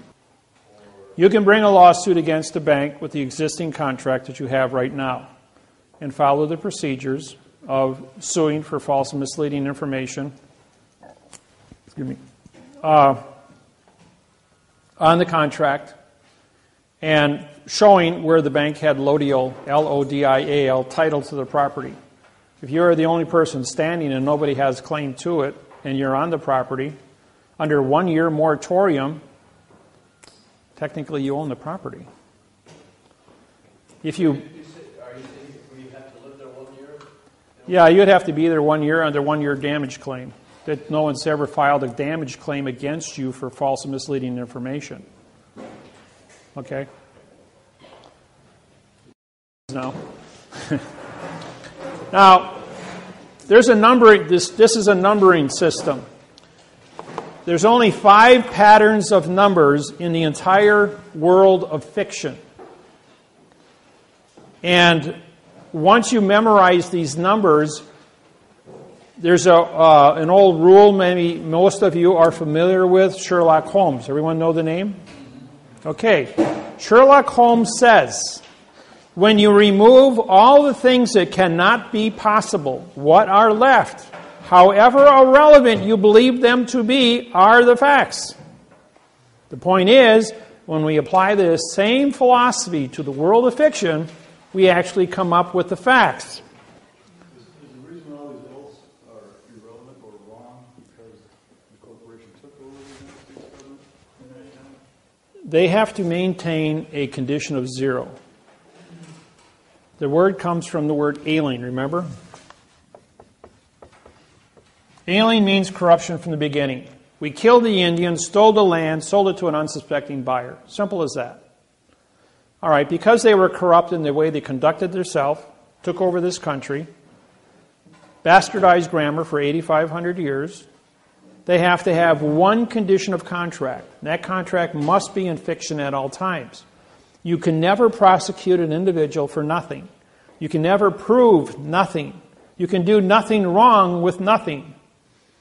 So, which part of no don't you understand, the N or the O?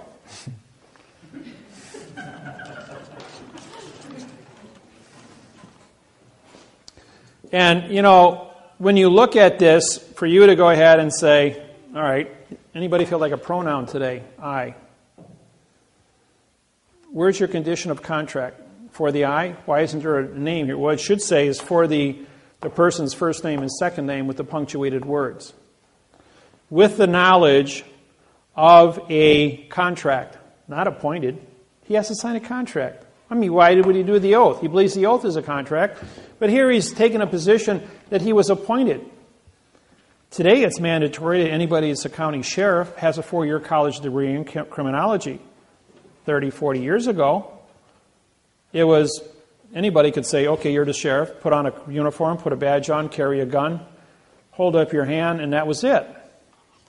What constitutes the fact of a judge or anybody that's an officer of the court?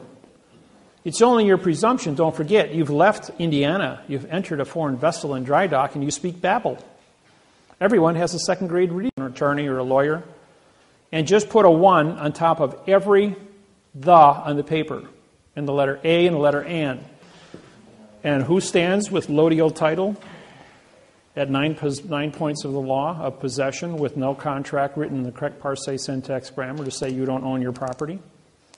You get clear title. 900 homes in Chicago were then, on March of last year in 2011, June 2011, 900 homeowners were awarded $7.5 million each at an $8.5 million check written by Bank of America, given back their homes, and all expenses for moving in and out for 3 months were paid for by the Bank of America. It cost them $8.5 billion. And that's for only 900 houses. That was all over CNN, yes. So what does that mean in terms of being taxed on the property? Taxes still pay for the policemen, the firemen. It's called bailment, B-A-I-L-M-E-N-T. It's a bailment manager. You will be the trustee of your property. No one owns property in the United States. You are only trustees. In other words, the guardian of the land. The people, right now, you're the last person standing on the property. So the new information that you're going to get will identify you to be a factual trustee, but show me a second trustee who has a better contract that is timely than yours to be who you are at this point in time and now time. I write quantum trusts. I write the only quantum trusts in the United States. They have never been broken. They've been taken into federal court and challenged. The federal court throws them out, saying you can't bring those documents here. We're a fiction. These are factual documents. You don't have copyright infringement capabilities of entering into these trusts. The trusts are factual holding trusts. You can't do banking with a quantum trust. You can have a second trust if you want, or do something with an ordinary checking account. But a trust is no more than a holding position of a quantum mortgage, a quantum contract on your land to describe it. A quantum trust is a trust that identifies you to be a trustee, and you are instructed to do specific duties within the confinements of that trust as far as management goes. But you can never enter a world of fiction with a quantum trust, because fact and fiction can never meet. People who want to buy trusts from me, I will not sell them a trust if they don't know quantum language, for one thing. And if they think they're going to use it for something that's not legal, I'm not also going to give you a trust for that. You don't have any amount of money you can give me. I'm financially independent. I make all the money I need. I'm financially set for life. I can't be bought, sold, traded, or anything else. I've had lawyers walk up to me with a suitcase with $2 million and say, here, go on vacation. Stop bothering us. I'm going like, I day trade that. I said, I've lost that in a day. That don't mean anything to me. I don't have adrenaline, so I don't get emotional. Yeah. So what I hear you saying is that I can't use this quantum trust to interact with the banking and the... No. Can I hold other objects other than my real estate property? Let's say if you have any object that you wish that is paid for in cash that has no adhesive contract in fiction due to somebody else, you can create an identity of that contract and put it into the trust, like personal belongings in a household, for instance. You can put an automobile in there, a tractor, farm equipment. By the way, all of your automobiles titles are owned by the United States government. You are only trustees to operate the vehicles under public safety law. Myself, I'm the same way. I have been in court. I have written the lawsuits. I have made the mistakes. I've been through all these stupid things, all the landmines that you can step on, I stepped on and survived to stand up here and say, don't go there. Don't do it. When I write a lawsuit for you in quantum grammar, under the document, contract, federal, postal, vessel, because paper is a vessel, federal court venue, don't go into the United States District Court and talk to these people. They are a fiction. They are a foreign vessel. You are not in Indiana. You are in the Indiana territory. Stay in your territory. In 48 days, we will file a fault judgment because if they don't sign the contract, I have a contract to dock my correct vessel as the correct court, as the correct judge, and the clerk of the court now becomes the correct judge. In the event that clerk will not sign the correct document and be part of that, it goes to the U.S. Attorney's Office, goes to the Attorney General's office, who then will prosecute the case under the False Claims Act for forensic evidence. You'll get your money.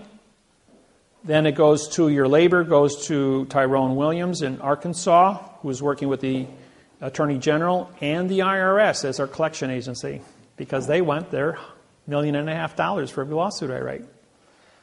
And we're going to pay out next week on these. So this is a real thing that's really happening, and we have cooperation from over 1,000 attorney generals across the United States, both attorneys and assistants. Yes? Did I hear you say next week? Yeah, I was told last week Monday that we got 10 days till payout, which is next week. So, if yours went in before March 6th, you'd be in that group. Okay. The ones that we filed were dated for the last 3.5 years, which were settled on March 6, 2012 in California. And those are the groups that are being paid out right now. And they have a continuous rotation now that each one of the quantum cases that comes in is a signed confession. The bank's already confessed that these are legitimate, so they will be paid as fast as they come in or negotiated. Yes? I have a couple questions on for one, on the mortgage fraud suit. I think you indicated that we were supposed to initially send that to ourselves, registered mail, to get the corporation number. Your corporation number was sent on your fault judgment. It's already been filed for you. I did it. Everybody that has cases in here with me, your cases have already been filed registered mail. I have your serial numbers. They're in my book.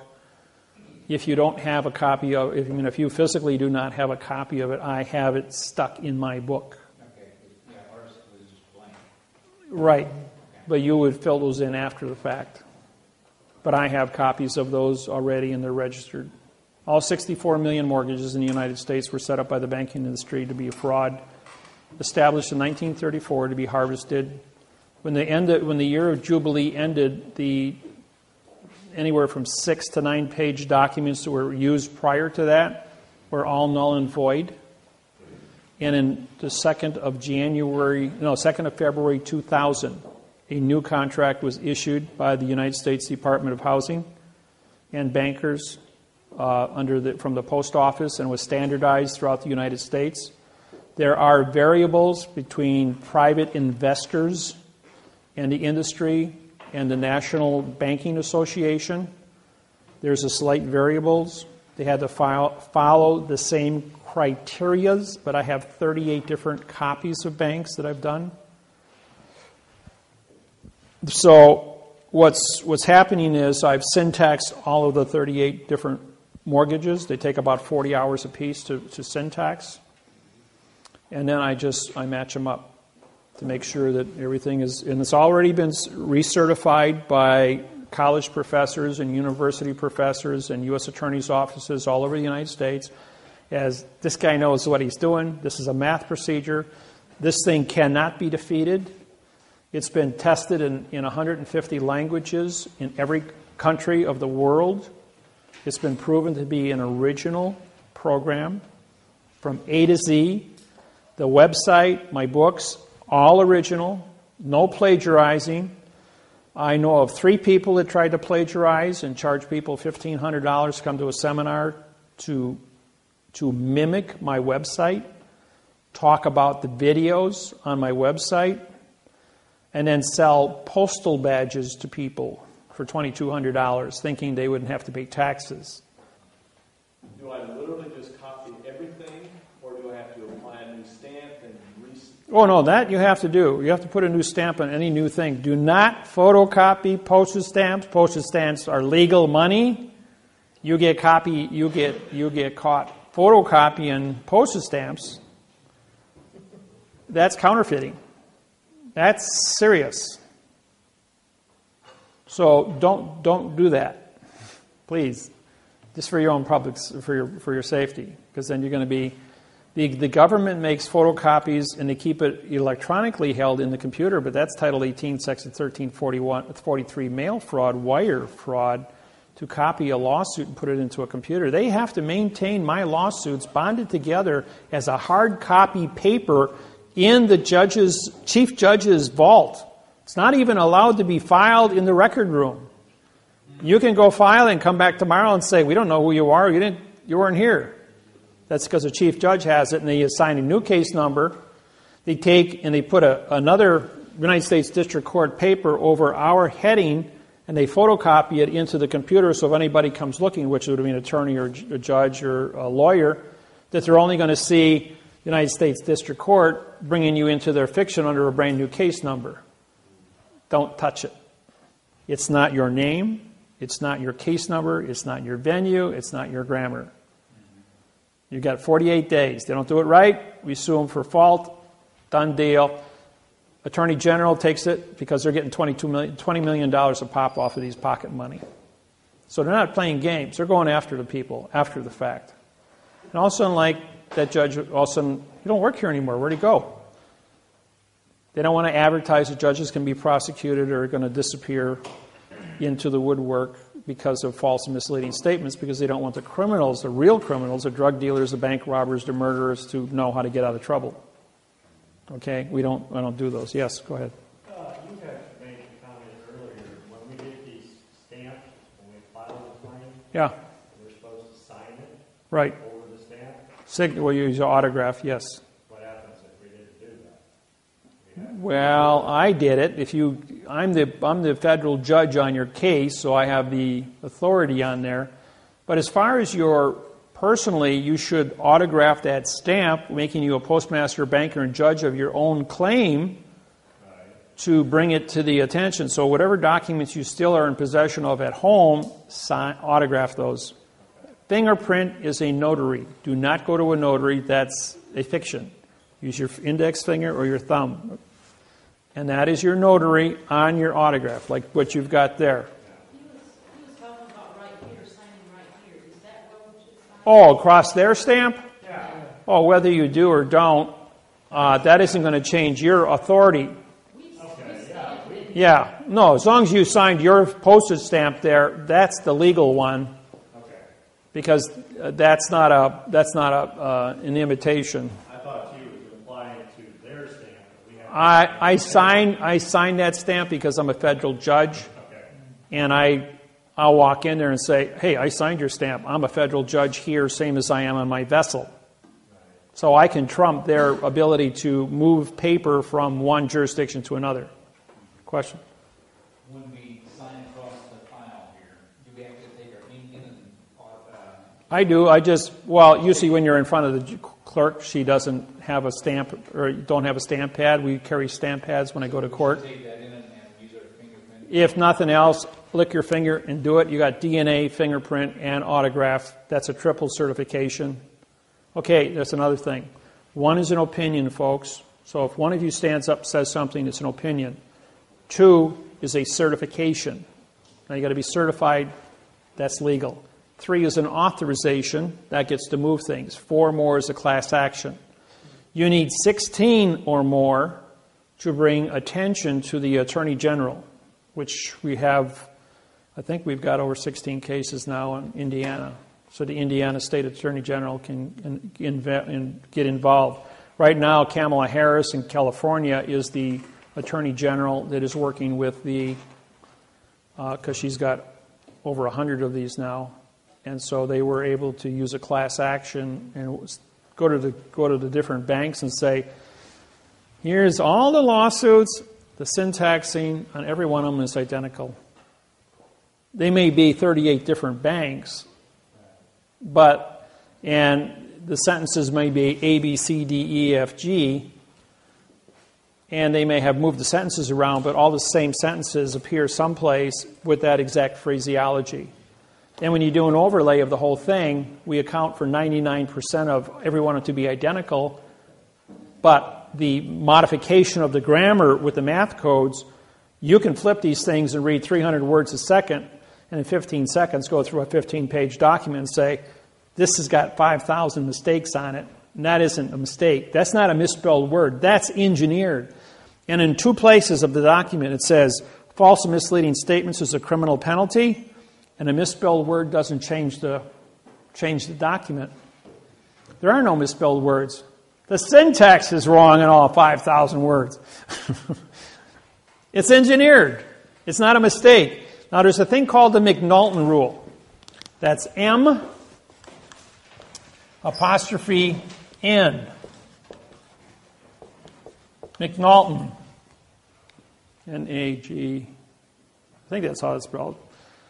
It's the very first word under the letter M in Black's Law Dictionary, 4th, 5th, and 6th, 7th, and 8th editions. It doesn't appear before that because the McNulton rule came out in 1966, and Black's 4th edition was published in 1968. That's why it's in the 4th. If you've got anything earlier, it won't show up. Okay, what is the McNulton rule? It's called the right-wrong rule. The right-wrong rule means if you have knowledge of a lie, perjury, false and misleading statements, or fictitious conveyance of grammar, and you do it, that means you're guilty. If you don't know you've done it, then you can't be held liable for it. Like a police officer standing up and say, I saw you go through a stop sign. But the way he said it, the grammar was wrong. So he doesn't understand syntax because he was never trained in it. But the fact that you went through a stop sign, if you can make an argument of physics, 2 objects cannot occupy the same space, it'll get thrown out.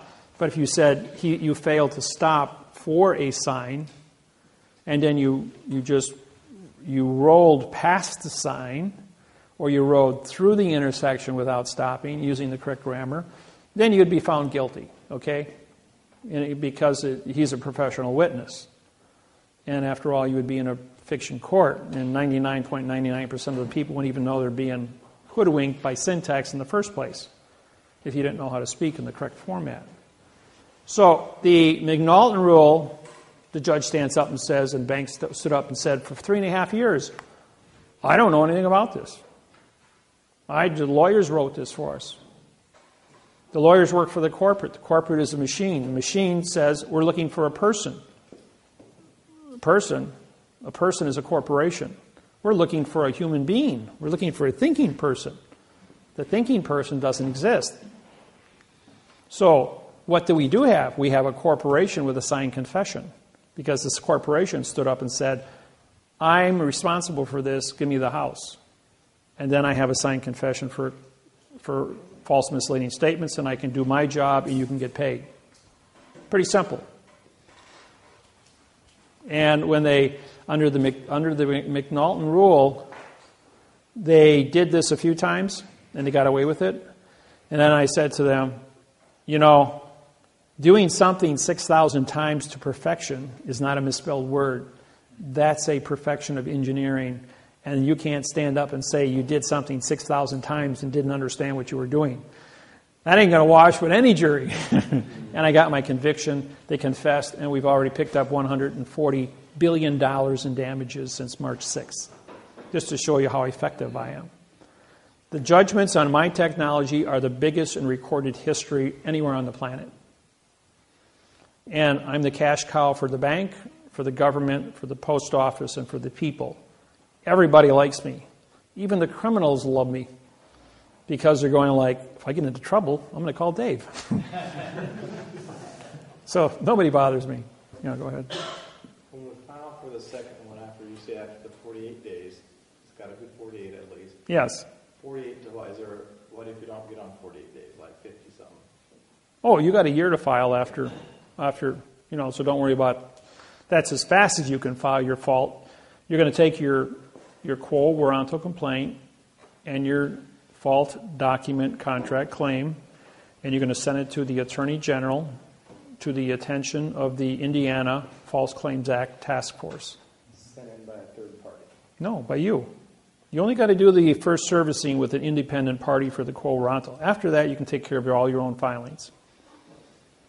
You'll be given that form along with instructions of who to contact. Okay? So I've got all this covered. These forms just came out the 28th of August. Today is the 24th of September, so they've only been on the market for 4 weeks. You will not have a trial date for the document, contract, federal, postal, vessel at all. Okay, I'm talking about the, Bankruptcy?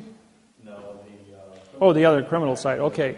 The criminal, when that takes place, I'm a claimant on your case. I'm a claimant on all your cases that I've written. That means you can put me on the phone and I can testify by phone. My question to the prosecuting attorney is, can you produce the law, rule, regulation, or code written with the correct parse, syntax, grammar for the avoidance of perjury? I've syntaxed the lawsuit. I've syntaxed the DA, the indictment. It's physical evidence that have been supplied to you. Your lawsuit should be turned over to the Attorney General in Indianapolis or in South Bend, Indiana, where you have your federal courts, as this individual at the state level is creating an illusion by which he is trying to say there's a law that doesn't exist to prosecute me under the McNulton rule. And you invoke the McNulton rule under the right-wrong, showing why this person under Title 42, 1986, for knowledge of the correct parse, syntax, grammar, stop and correct his own paperwork to do it correct. If you have a complaint against me, then use correct grammar. Show me where the Congress, the Senate, the legislature, and the Supreme Court of the state of Indiana has created a law, rule, regulation, or code that is in the correct grammar by which I've violated. Doesn't exist. I'll tell you that right now. So don't pretend like you understand what they say. The answer to any question is, can I see that in the correct parse, syntax, grammar for the avoidance of the perjury? And I don't care how many times you got to say it. Do it for an hour. You got 50 questions, repeat it 50 times. Repeat that again. Can I see? Okay. if we had an order from the judge to produce or whatever, The word order is spelled how? O-R-D, a vowel, two consonants? No contract? So you just ignore it or not? There. You can repeat that sentence to anything that fiction has to say to you, and in most cases, we'll vacate the case within that one sentence. even when they ask me for my name, We did that already. What is your name? Now, he's going to say, well, arrest the nom de guerre, uppercase spelling, which is a dead person, name assigned to your driver's license, because it identifies you as a nom de guerre dead person. And as a citizen, you have your state ID as a nom de guerre identity, henceforth putting you in the jurisdiction, but you've already entered the courthouse. So therefore, you left Indiana. You now are in the state of Indiana, which is the name of the courthouse, as a foreign vessel in dry dock controlled by the port authorities. While on that vessel, you have now trespassed, and no matter what you're there for, you're in a trespassing position, unless you have a United States passport and you have your paperwork filed ahead of time with the clerk of the court in possession of the stamp, put my business card on with a flag on it, a stamp, and you would then become a postmaster under the correct parse, syntax, grammar, advertise with your contract to say, I have a contract here with the correct parse, syntax, grammar. This individual sitting next to me, who would be the DA, doesn't. So therefore, you're in a superior position. Because you signed a stamp, you now become the federal court judge in that plane, because that's a federal flag on a federal plane. You have a federal stamp and a federal flag on your paperwork, and you're wearing a federal flag. So how does a state court in fiction, where the judge isn't on your plane, now capture you? Your position then is to turn to the bailiff and say, I deputize you as my tip staff, stand to attention. I have a federal oath, and you can if you had one of my oaths and had the knowledge, you could back that up. I can back it up. But I'm also a sovereign. I'm also granted a sovereign's country, the director of my own country through the United Nations. As the condition of state in a world of fiction is so unique that the United Nations had to make me the 200th member of the United Nations. I don't pay a $1.6 million a year fee to the United Nations, because how does a fact contract with a fiction? But the fiction still has to recognize that the condition of state does exist in quantum. Henceforth, I exist as a sovereign condition of state amongst the world of fiction, and I'm recognized by the fiction not to touch. But to be a teacher, as a plenipotentiary judge, to go out in the world and do so, as an ambassador contracted with 82 countries, have diplomatic immunity to that end. So once I got that, they locked the door behind me. I'm the only guy that does it. They gave me that position, and I've been completely honorable and trustworthy to that position and responsible. And it's published all over the world, and it's respected by the other countries. And that's why the Justice Department and the State Department and the judges around the world are hands off. This guy is who he says he is. So what is the paperwork that I have to have filed in the court? That Constitution is like an oath of office.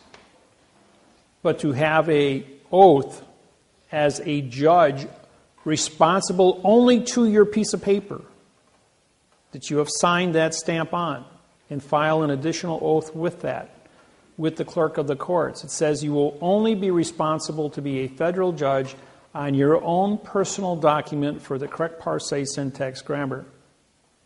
And as a judge, you're immune from prosecution. But you have to be correct at all times. If you don't know what to say, don't talk an adverb verb. Say nothing. You've got your paperwork, speaks for you. 2 + 2 doesn't equal 4. If you write it on paper, I can see what it equals up to. But if you're going to get me into an oral argument with 150 variables, you ain't going to win. It's nonsense. So don't even go there. Or 4 + 4 = 8. FOR + FOUR = ATE. Or ATE and EAGHT = ATE. I mean, we can do this all day long. Did you hear what I said, what I meant, what I said, what I said, what I meant, what I said? It says, you want her to sign right here, is that correct? Under penalty of perjury? You know that under is an adverb, means no contract. Of penalty, which is a verb. Of is an adverb, making perjury a verb. You want to show me the verb perjury and penalty in the dictionary? Isn't that false and misleading information? Isn't that perjury by your own confession? And then I syntaxed in the next 35 minutes, all 8 pages. As I identify, I says, oh, by the way, I'm the federal judge of the United States, chief federal judge, and you just committed 47 felonies in front of me. Grabs up all the paperwork. I'll be back. Takes off. About a minute goes by, and all of a sudden there's screaming in the back room. Yell, yell, yell, yell, yell. This goes on for like 5 minutes. Then the supervisor in Miami, IRS, sticks his head out. Oh, Judge Miller, you're here. Well, yeah, I've got a 3x5 picture of me hanging on the wall in there. So he pops his head back in, and more screaming goes back in. It's quiet for about 2 minutes, and about 12 minutes goes past, and he comes walking out. Madam, here's your form.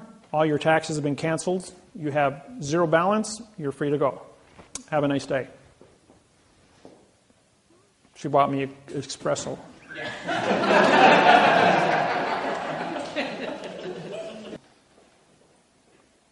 Aflac, paycheck.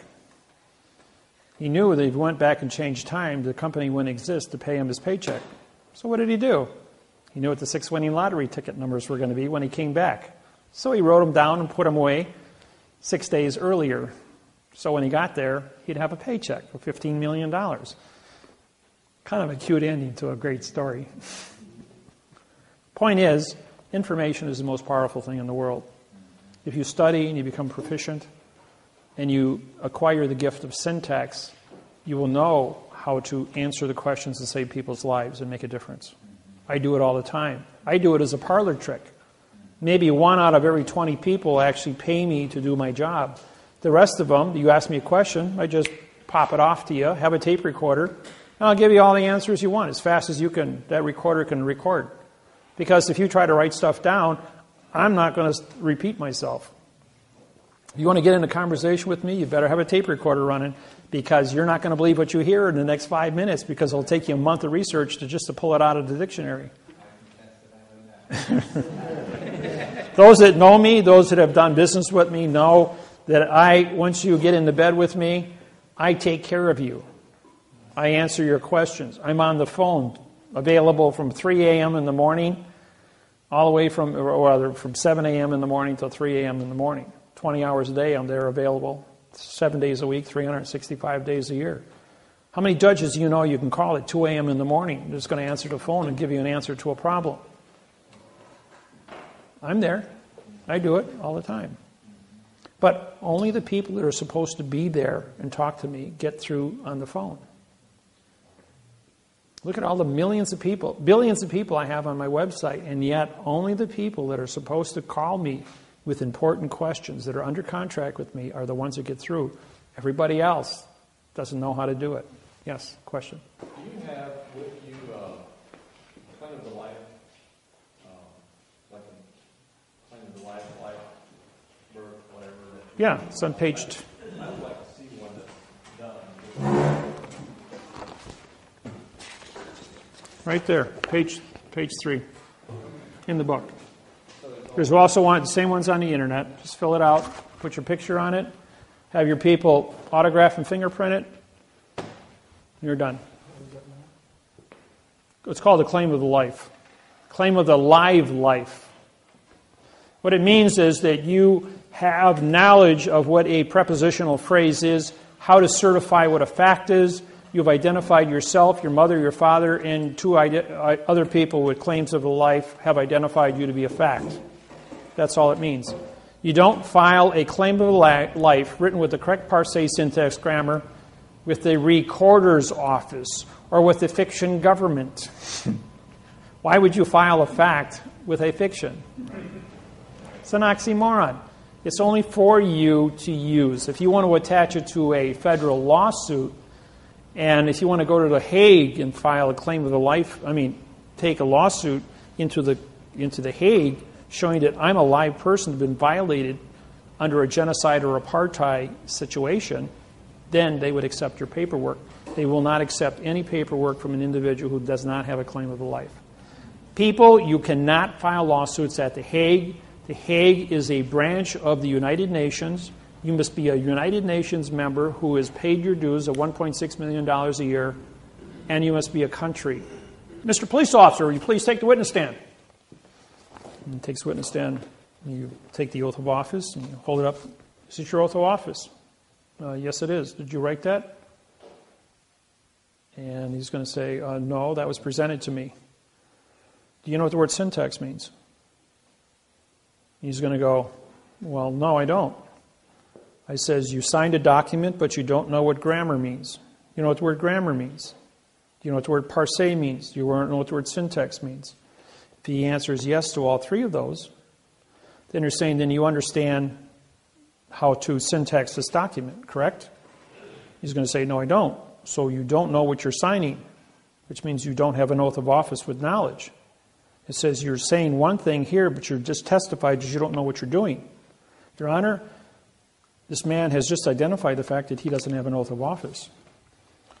Now let's say I says, did you go to college? And yes, I did. I went 4 years of criminology, took college in criminology. Did you study English in college? Yes, I did. Did you study English in high school? Yes, I did.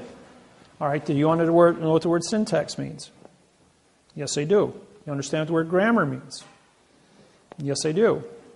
You understand what parser means? It's a French word. If you don't, I'll explain it means parts of a word. Okay, that's fair. You can give them a hint. So now you understand parser, syntax, grammar. Is that correct? He goes, yes, it is. Did you write this? You're going to say, well, it's an oath that I signed. Again, do you understand what it means? He's going to say, well, yes, I do. Then if you understand what this means, did you modify your facts with adverbs and adjectives? Did you change the meaning of the syntax on this document by putting adverbs and adjectives in front of the facts? What's he going to say? Is that your autograph? Yes. He's going to have to say yes. He's going to have to say yes. He understands that he modified. Under false and misleading statements and fictitious conveyance of language and deprivation of rights under coloring of law, you just confessed to 3 felonies, and you signed it. Now, while engaged in criminal activity under Title 42, 1988, states responsible for all fees in this case. Your Honor, this man asked me for $525 fine here. The district attorney is a co-conspiracy with this here, as the two of them work together to ask me for a $525 fine. I'm invoking the Clayton Act for a 4 times damages. I want to check for $2,200 right now, and this man just commenced treason in front of me. And the state pays all fees. Now you cut me a check because I have a criminal confession by a police officer. Can you take that a step further? Claimant's knowledge. I just took away the hyphen. Now I just wrote 413341213 this is a 3. No. 1 2 1 2 1 3 4 1 2 comma 2 2 and 4 1 1 3 3 3 3 3 3 period. So that would be a 4. No, that would be a 1 2. But because of the period, because it's abbreviated, then all of these would become 4s. And then that would become a 4 also. 1 3 4 1 3 4 1 2. Just have all the answers. Judge says, no, all the facts. The judge says, I have all the. He has all the facts. Judge says, I know where to look, and that's why I know I can answer your question. By the way, you're fired. For being a wise guy. Okay, what did I say that for? I said that because all of you here now have access to me. So therefore, if somebody presents you with a scenario, an argument, a document, anything, trick question, craziness, no matter what you think it is, say, hey, I got Dave's number. Call Dave. Or if I'm talking to you on a phone, I'll be syntaxing at the same time. But I'm always syntaxing. It's just automatic after 12 years, and I don't even think about it. My question was, how do you have time to answer all these questions? I do. I take care of everybody, and I get it all out in record time. Right. People that are doing nonsense don't get through to me. People that are actually legitimate, have a legitimate question for a legitimate reason, and have an emergency do get through to me, and I answer your questions. New people are always going like, you answered your phone. He says, I see how many people you got on your website. The numbers are posted. He goes, how can you possibly get through to me? Well, everybody gets through to me. Since I've been standing here, I've had only 8 phone calls.